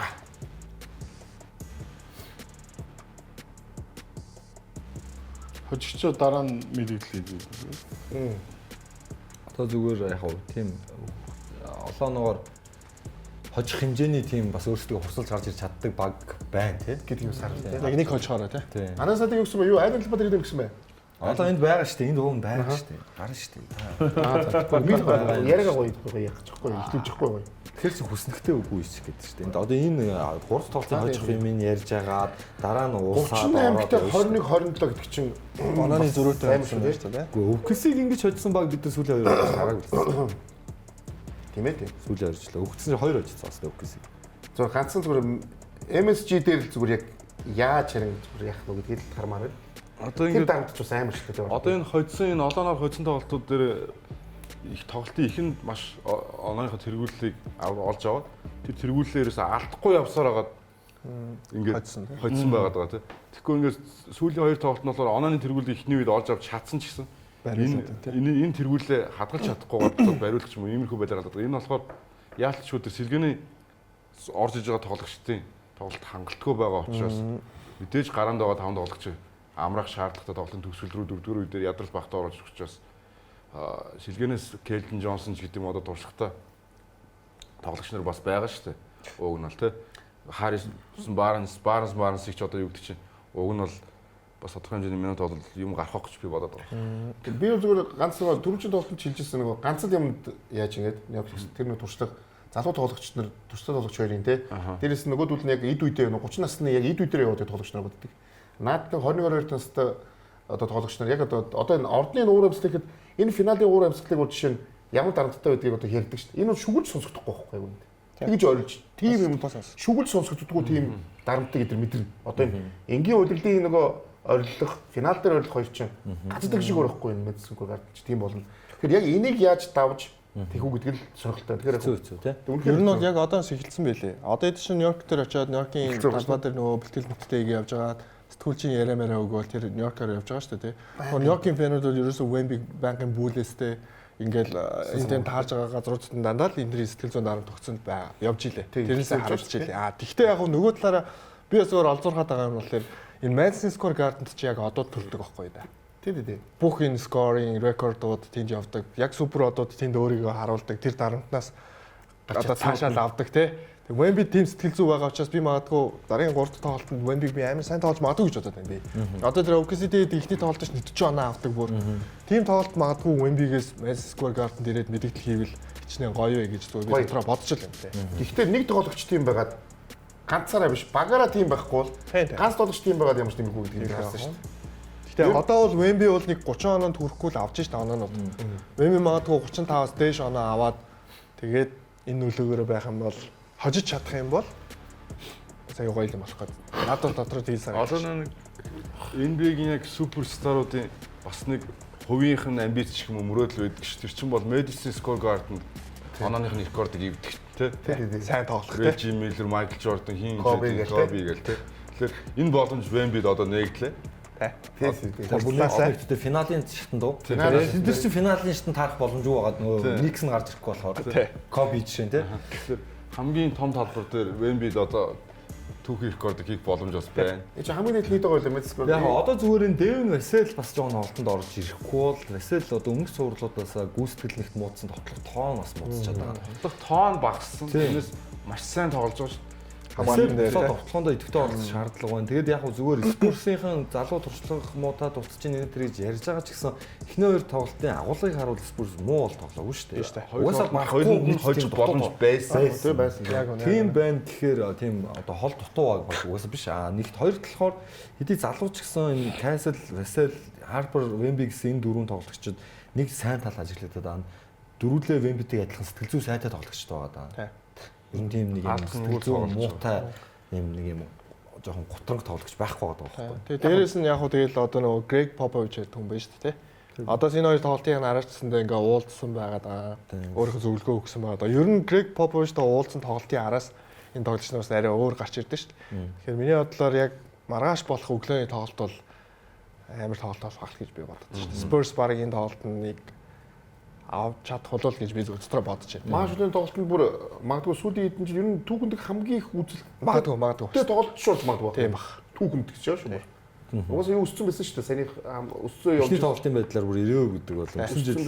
Би бүр маргааш бүр ямар нэг юм бити болоосай л гэж бодож байна.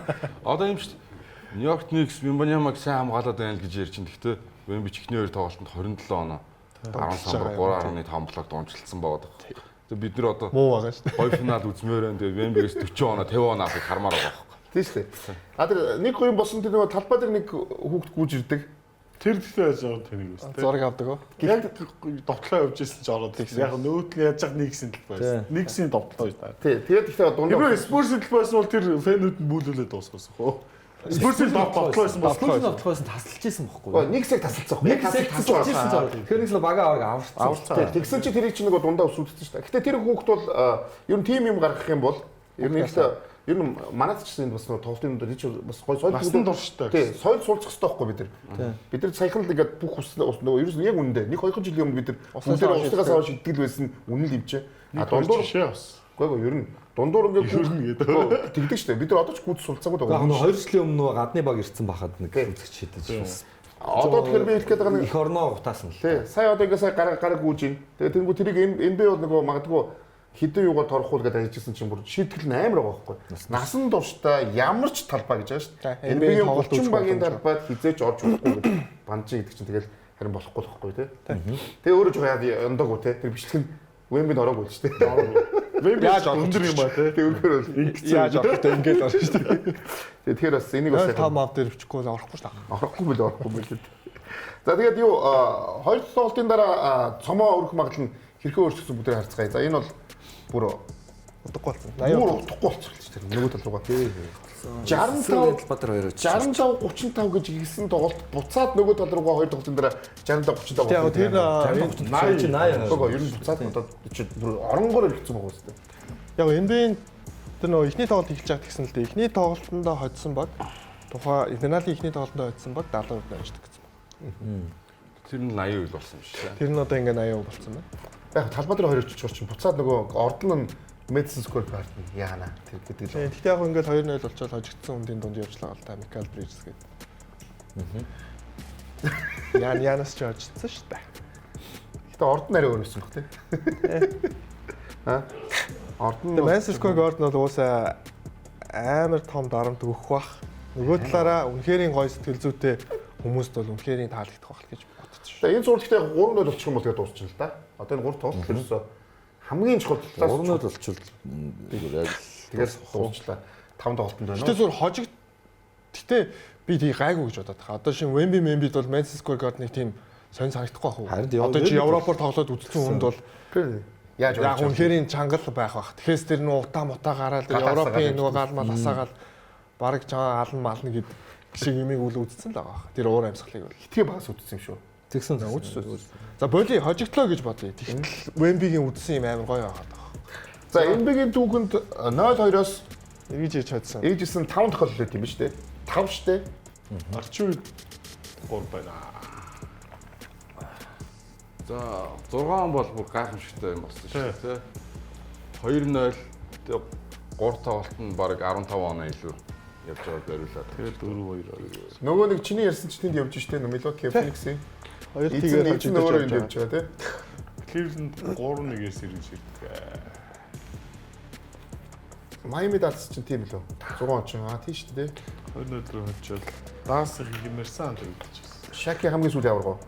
Тийм Шаки сүүлийн аварга Гэри Пейтон, анхны аварга Шаки сүүлийн аварга. Антон Уолтер эдрийн ганц аварга. Джеймс Боуз. Нөгөө хин байгаа үстэй. Watch байгаа үстэй. Джейсон Уильямс байгаа. Гэри Пейтон байгаа. Тэр хүмүүсийг NBA аварга гэж яригдах хэмжээнд үе давчихлаа шүү дээ. Майк Биби байлоо. Хүү. Майк Биби байгаа. Бибич бүр сүүл Брон дээр бараг байхад. Тэгээ Джейсон Уильямс байсан санаж. Тэр их гоё аварга гоё. 6 оны Майами аварга бол гоё аварга шүү. Биби чинь Кингсээс Атланта руу явдсан бахад. Тэглээд. За одоо нэг юунаас арай өөр юм ярих үзмөр. Нөгөө арай энэ хоёр багаас арай өөр юм ярих уу гэхгүй. Чи яавал нэг сож бишээ Спurs очих юм гэдээс ярих уу. За тий яг тэ надад ч яриа. За. Зүгээр Fox дээр яагаад тавьж санагдсан. Тэрхий хүчлээд тэрхий ингээд Fox-ыг хараад зарим тохиолдолд Fox-ийн минут бүр огт сурлаас авч явах биш. Минутын жоохон багасгах гэж юм уу. Daily Harper-ыг илүү тоглуулах. Би надад ч яг гэдэг чинь. Barnes-ийн түрүүний хэлдэг Barnes одоо л жинхэнэ нөө нэг дээрээ өнөрлөө үзсэн. Одоо энэ жинхэнэ багаарсан хэрэг одоо гарч магадгүй. Одоо яг бол 2-0 учраас алт мөг болчих واخхой. Тэгээ Barnes-ыг минут тодорхой хэмжээ жоох их байх хэрэгтэй болов л ч. Түрүү бүр юу аа гэж бодоод байна. Барнсыг нөө плей-офф эхэлсэн шиг буцаад гараанд нь гаргачихлаа. Бүрөө.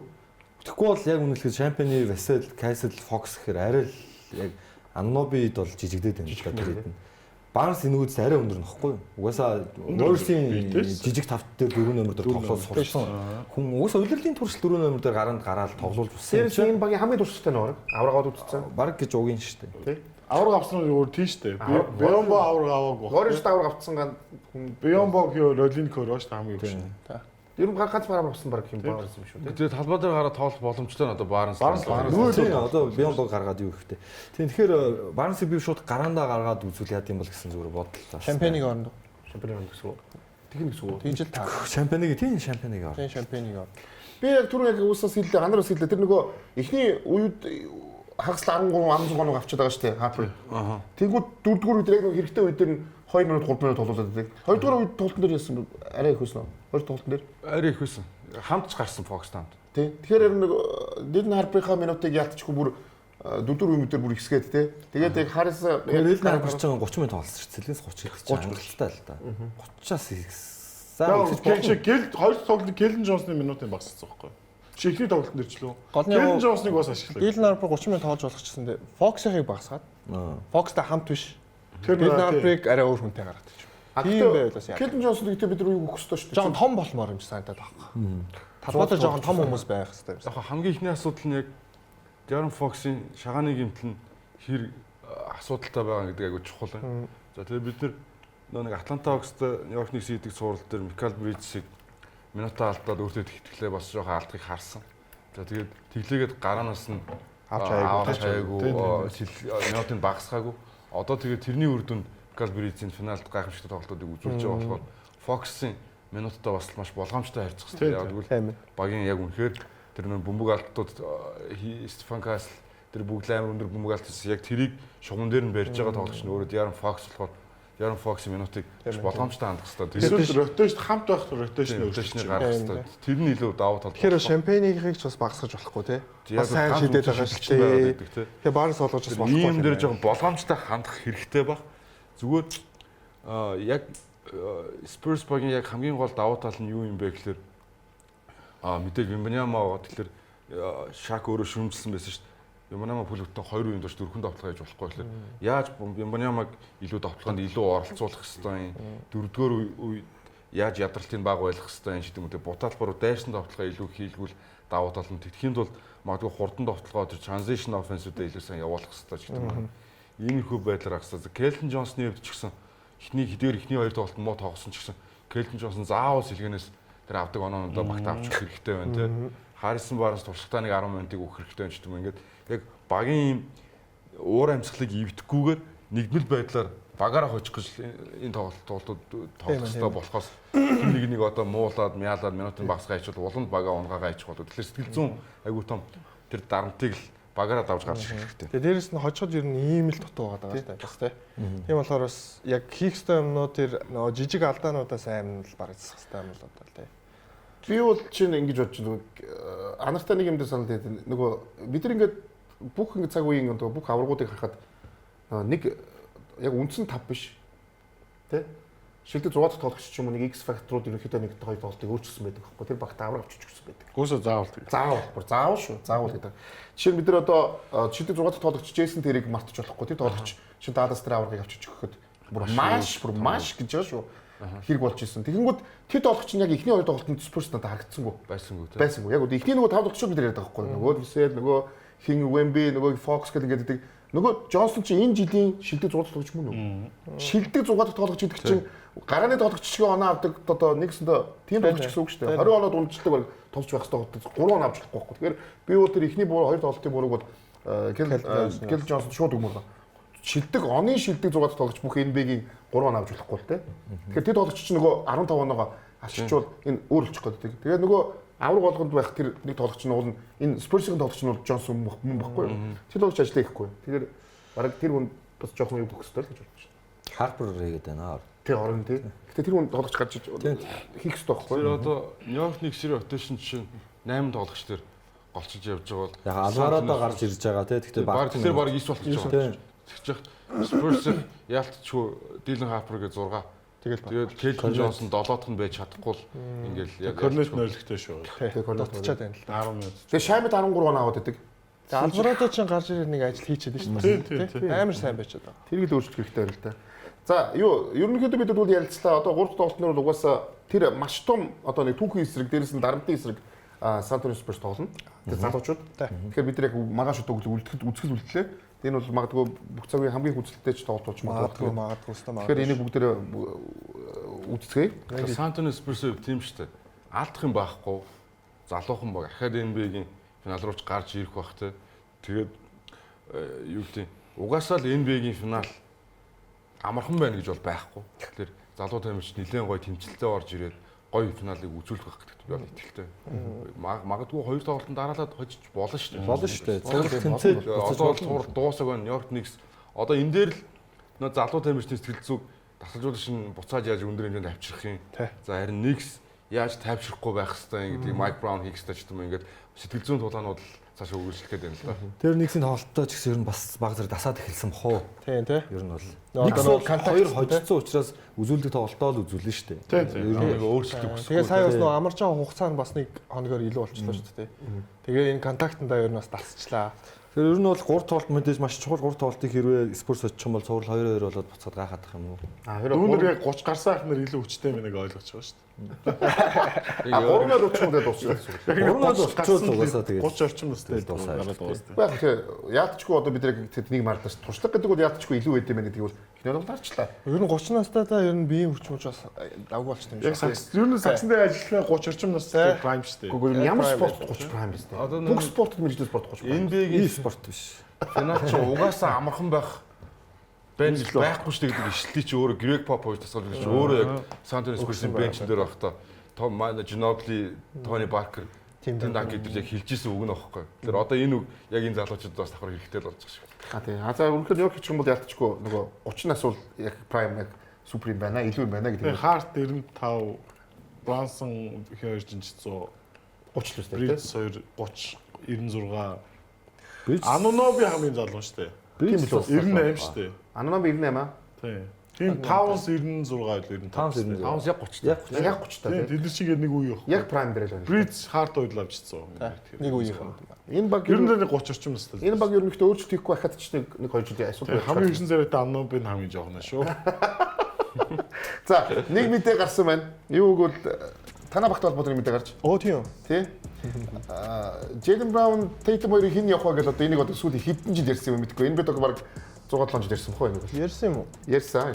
Авраг авахаас өмнө л ярьж ирсэн. Ярьжсэн тий. Тэгээд одоо явах хэрэгтэй явахгүй мó одоо болж гин авар авч гарan цаа энэ байж гэсэн. Энд олон юм болсон. Энэ драма бол удаж байгаа драма шүү. Тэсэн чи финалийн MVP-г Браун төгсөн Тейтем дөгөөгөөд энэ явж байгаа. Яасан бэ? Джейден Браун Бостон дэх Пентхаусаа $5 сая зарж чахгүй да зарж. Хүн чи ахиж дэвшдэг байгаа зү. Хаус шиг сингл хаус авах гэдэг. Багасах гэж байгаа ч юм биш. Магадгүй 4 саяар 5 саяар ашиг хийж байгаа ч юм. Чи амар ухаантай шүү дээ Джейден Браун. Тийм баг. Хомсгож байгаа та хаа. Тэгээ 22 онд яг зарах гэж байгаад бас болжлээсэн л юм байлээ. Яг хөө тэгэл харж илөө юу болсон нь. Энэ 100 бол шилжил төлөвлөгөө бол ер нь их болох байгаа. Нилээж болох. Би тэгтээ нэргсээ Брауныг явцсанаар харж байгаа. Энэ дээр яг ярьда. Энэ үйлрэлд Джейден Браун бүр өөрийгөө хангалттай мэдэрсэн. Тэгээ энэ зүгээр тийм би Тейтумны сүдэрт угаас байх. Надаа нэг ийм л гэж боддог. Браун энэ супер өсөө. Надаа нэг ийм л мэдрэмж төрөлдөө. Бостон Селтиксийн одоо тэр Ариовс Джейлен Брауныг биш, Джейсон Тейтумыг л байнгын илүүд үздэг юм санагдаж байна. Уусаа тийм шүү. Тийм болохоор Джейлен Браун явцсан гэдэг байна. Тэгээ 57 сая 61 60 энэ жил ингээд өдөрлөлийн төрс ширсэн ч гэсэн нэр үнд нь Тейтум илүү ирэл л байсан. Ирснээрээ тийм. Джейлен Браун магадгүй одоо юу гэж тэг бас нэг тийм шоу сонсож байсан. Үнэн удааг нь бол мэдгүй. Гэтэ ер нь бол Браун Тейтумд тийм дуртай биш гэсэн. Уусаа сайн биш тийм. Зүгээр үнэхээр яг ингээд мэрэгжлийн төвшөнд хамтрагч хэлсэн шүү ухаантай учраас л хамтрагч шаарддаг болохоос яг тийм үнэхээр ахтуу яаж байгаа хандлага юм. Энэ хоёрын хооронд уусаа тийм chemistry байдгүй шүү дээ. Ингээл одоо найзаа Брансон, Жош Харт хоёр шиг ч юм уу тий. Тийм одоо LeBron Wade шиг ч юм уу тийм ийм close шүү дээ. Гэхдээ бид түүхийг харахад ер нь тийм би тийм түүхэл байсан юм уу? Байлгүй. Ер нь ихтэй одоо бүр Kobe л байгаагүй шүү. Kobe Paftайгаа тийм шүү дээ. Ламар Одомтойгоо тийм шүү дээ. Kobe Shaq хоёр л нэг зүйл нэг юм байдаг. Яг яг тийм шүү дээ. Лидерлигээл хийж байхгүй юу? Jordan Kobe хоёр л тийм байсан баг. Бусдад бүгд л хоорондоо найзлал байсан шүү дээ. Kyrie жишээ нь LeBronтай ахтуу байсан. Одоо яг эн чинь юу шиг байна л да. Pippen Jordan хоёр шиг л байхгүй. Ажлаа сайн хийждэг. Тэгээд биендээ дургу. Гэхдээ бас дургу ч юм уу дургуч биш байсан юм шиг бас хөрхий бас гайгүй л ухаан үдээ дургу байгаагүй. Тэгээд тухайд дургу дараа нь яг баг тоглохдоо дургу юм бол байх. Яг дургу байх боломжгүй шүү. Дургу үйл энэ чинь амжилт үзүүлэхгүй шүү дээ. За юу гэхдээ 50 бүгд харъя да ярилцъя да 57 сая 61 64 юм байна шүү дээ. Одоо цалин. Яг хоо мэдээж Брауныг бол ямар ч багууд өстой юм агууд авыг бол юм биш шүү дээ. Ямар ч сүлг байх бах. Тэгээ энэ жил яа тусна бид харсан шүү дээ. Тэтэн байх бахт энэ багийг Бостон бид нар яг үндэ ийм өндөр хэдэж хүлээгүйсэн чинь энэ Бостон гэж бүр авраг хэмжээний баг руу болох чад явчихлаа шүү дээ. Авраг гэж яриулаад уу? Яриулаад бүр. Тэгэхээр чи Брауны бол юу нөлөө маш өндөр байгаа. Тэгэхээр энэ Брауны сонгох багууд ч гэсэн маш олон байгаа. Тийм ээ. Үнэхээр солилцоо хийгээвэл асуудал байх гэж бодож байна юу? Ямар баг байгаа вэ? Ер нь солилцоо хийгээвэл ямар асуудал байгаа. Хаашаа явуулгаа юу? Кисич сонгож болно. Warriors оо.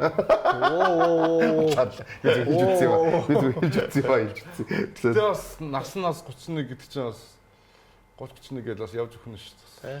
Гэхдээ 30 31 орой чи түрүүн сан ярьсан Miami прайм ч юм байна. 35 маа хүртлээ. 35 прайм. Тоглолтсон юм тийм л ч чаддаг шүү. Одоо энэ тийм болчихлоо шүү. Дээр үл чи 30-аад өгчөж одоо 35 хүртэл асуудал супер одууд бол ер нь 35 асуудал болчиход байна. 35 хүртэл төвшнгөө хадгална. Тэр нэг дандаа 30 гарсан тоглогч нар нэг амар Макс Грэг нөгөөл тэгээд яг унж эхэлдэг үеийн шүү дээ. Тий, баг болтой. Нэг үл сайн байгаа л нэг үл. Энэ ч гэхдээ ахаа 3 жилийн гэрээнд байж 33 хүртэл гэрээнд байж шүү дээ. Тэгэхээр асуудал юм шүү.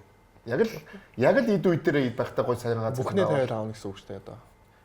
Өгөөд Брауны төлөө бүхний өгөхөд хэрэгтэй шүү дээ. Багууд сайн жиргэж бодвол баг авах. Голден Стейт үү? Манайд мөнгө байхгүй хөө. Miami Heat рүү явчихсан тий. Энд Miami Heat рүү л орчих боломж байгаа шүү дээ. Ёстой байгаа шүү дээ. Bam Brown. Оо, бас цагаан юм болно шүү. Танад өстэй боломж байгаа шүү. Brown дээр бол. Танаас гэхдээ жилийн жилд нэггүй хэрэг дэмдөө аавна гэл. Авдаг юм дөө. Тэг авдаг юм дөө. Тэрнээс бол хамгийн өндөр дээр нь дандаа Miami Heat дээ. Танах манах гэх бүр өмчлөөд авсан. За Азия Харденштейний багтаа бол таата нөхцөлтөөр шинэ гэрээ байгуулж төлөвлөлөө. төлөвтэй төлөвлөгөөтэй байна гэсэн. Төлөвтэй байна гэсэн. Багаа задлахгүйгээр. Бас энэ бас боломжийн цалингаа аваад үдчихээл гэж шүү дээ. Энэ багт гэхдээ нэг нахих болов. J-Dub-г хэлсэн шүү дээ. Би байсан бол хожиж гинөө гэд. Нэг нахих болов. Ийм дутсан мэт. Ер нь бол нэг асуулт хариулнаас хэрвээ OKC гарцсан бол Нью-Йоркт яаж үзэх вэ? Энэ бэрхтэлтэйгээ гарцсан бол OKC гарцсан бол би ийж бодохгүй гэсэн. Хоёр тэгэр OKC хожиж байгаа л гэж. Тийм үү? Энэ бүрэлдэхүүнээр юм. Мичл гимтсэн, J-Dub гимтсэн ч юу гэж. Тийм үү? Тэгэхээр тоглолт нарахгүй ч магадгүй Нью-Йорк би бол тэгж бодож. Бас тийм магадгүй хоо. Тэрээс үгүйсэхгүй шүү. Тэгвэл Чет чинь шууд 4 номер дээр тоглоал эхэлнэ гэж бодож шүү дээ. Шал уруулах байх шүү. Хартенштайн чинь тэгэж катад би үчээр үзэлцсэн шүү. Spurs-ыг Нью-Йорк Knicks-тэй юунд таараад байгаа байхгүй гэлч тий. Knicks. Наад энэ урд чугамных нь гэхдээ нэр үнэхээр бас зоондоо тий. Бузар штэ OKC-г юм. Үдээ тэгээд нөгөө би авраг авцсан туршлагатай талбайд авалталтай би бол зөв тэгж л бодож чинь. За энэ миний л бодол л доо. Гого би бол дэмжиж юу гэхээр би юун дээр нь санд нийлж ирэхээр энэ цалингаа хассан энэ тохиолдлууд сүүлийн үед дандаа авраг болчиход байна л да. Цалингаа хасч чадсан байна. Хасаж чадсан. Одоо тоглогч Брансон тий. Хамгийн ингэ чи энэ жилд Брансон чи авраг авах гээд байна. Хамгийн тод чинь одоо энэ жилийн Брансон цалингаа хассан. Тэгээ өмнө бид нар харж ирсэн шүү дээ. Цалингаа хассан бүх тоглогч нар авах. Өөр хин цалингаа хасчлаа. Стефен Curry. Curry байна, юу байна. Та нар Knicks-ийн сүүлийн 10 тоглолтыг харсан чинь Knicks нэг л үтсэн. Пүү тийм үү. Тэгэхээр ялчгүй 9-1 гоо. Тэгээ нөгөө тоо худлаа ярьдгүү гэдэг. Тэгэхээр энэ нөгөө яг энэ нөгөө гэрээнүүдээ багсгаад тоглогчтой авч ирсэн тохиолдолд чинь Spurs-ыг дэмжиж байсан шүү дээ. Ил цагаанда. Mike Brown хүртэл Spurs гараад ирчихэл амар байна гэж хэлсэн шүү. Мэдээд байна тий. Цуврал үзэж явах та тий. Угсаа OKC-с л угсаа айгаадсан. Тэгэхээр ер нь энэ бас сагсан мөнгөдийг гоё юм гараад бас байна гэж байна. Түүх гарч ирдэ ш нөгөө цалингаа хасаад багийнхтайгаа авч үлдээл дандаа авраг аваад. Тийм байна.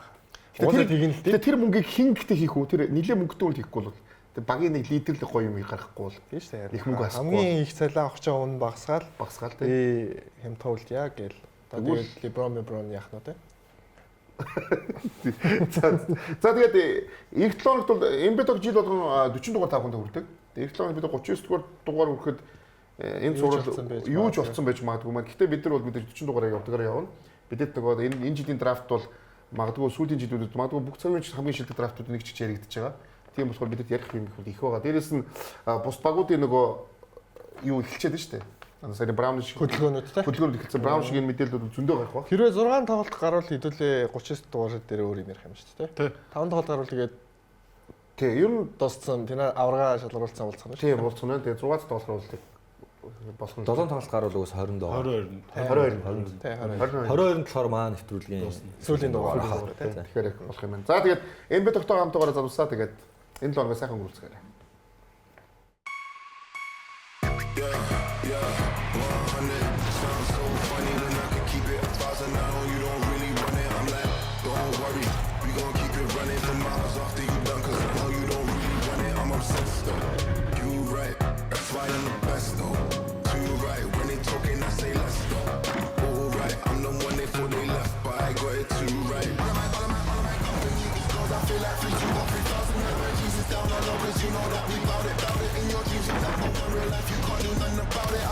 Say you the greatest, get your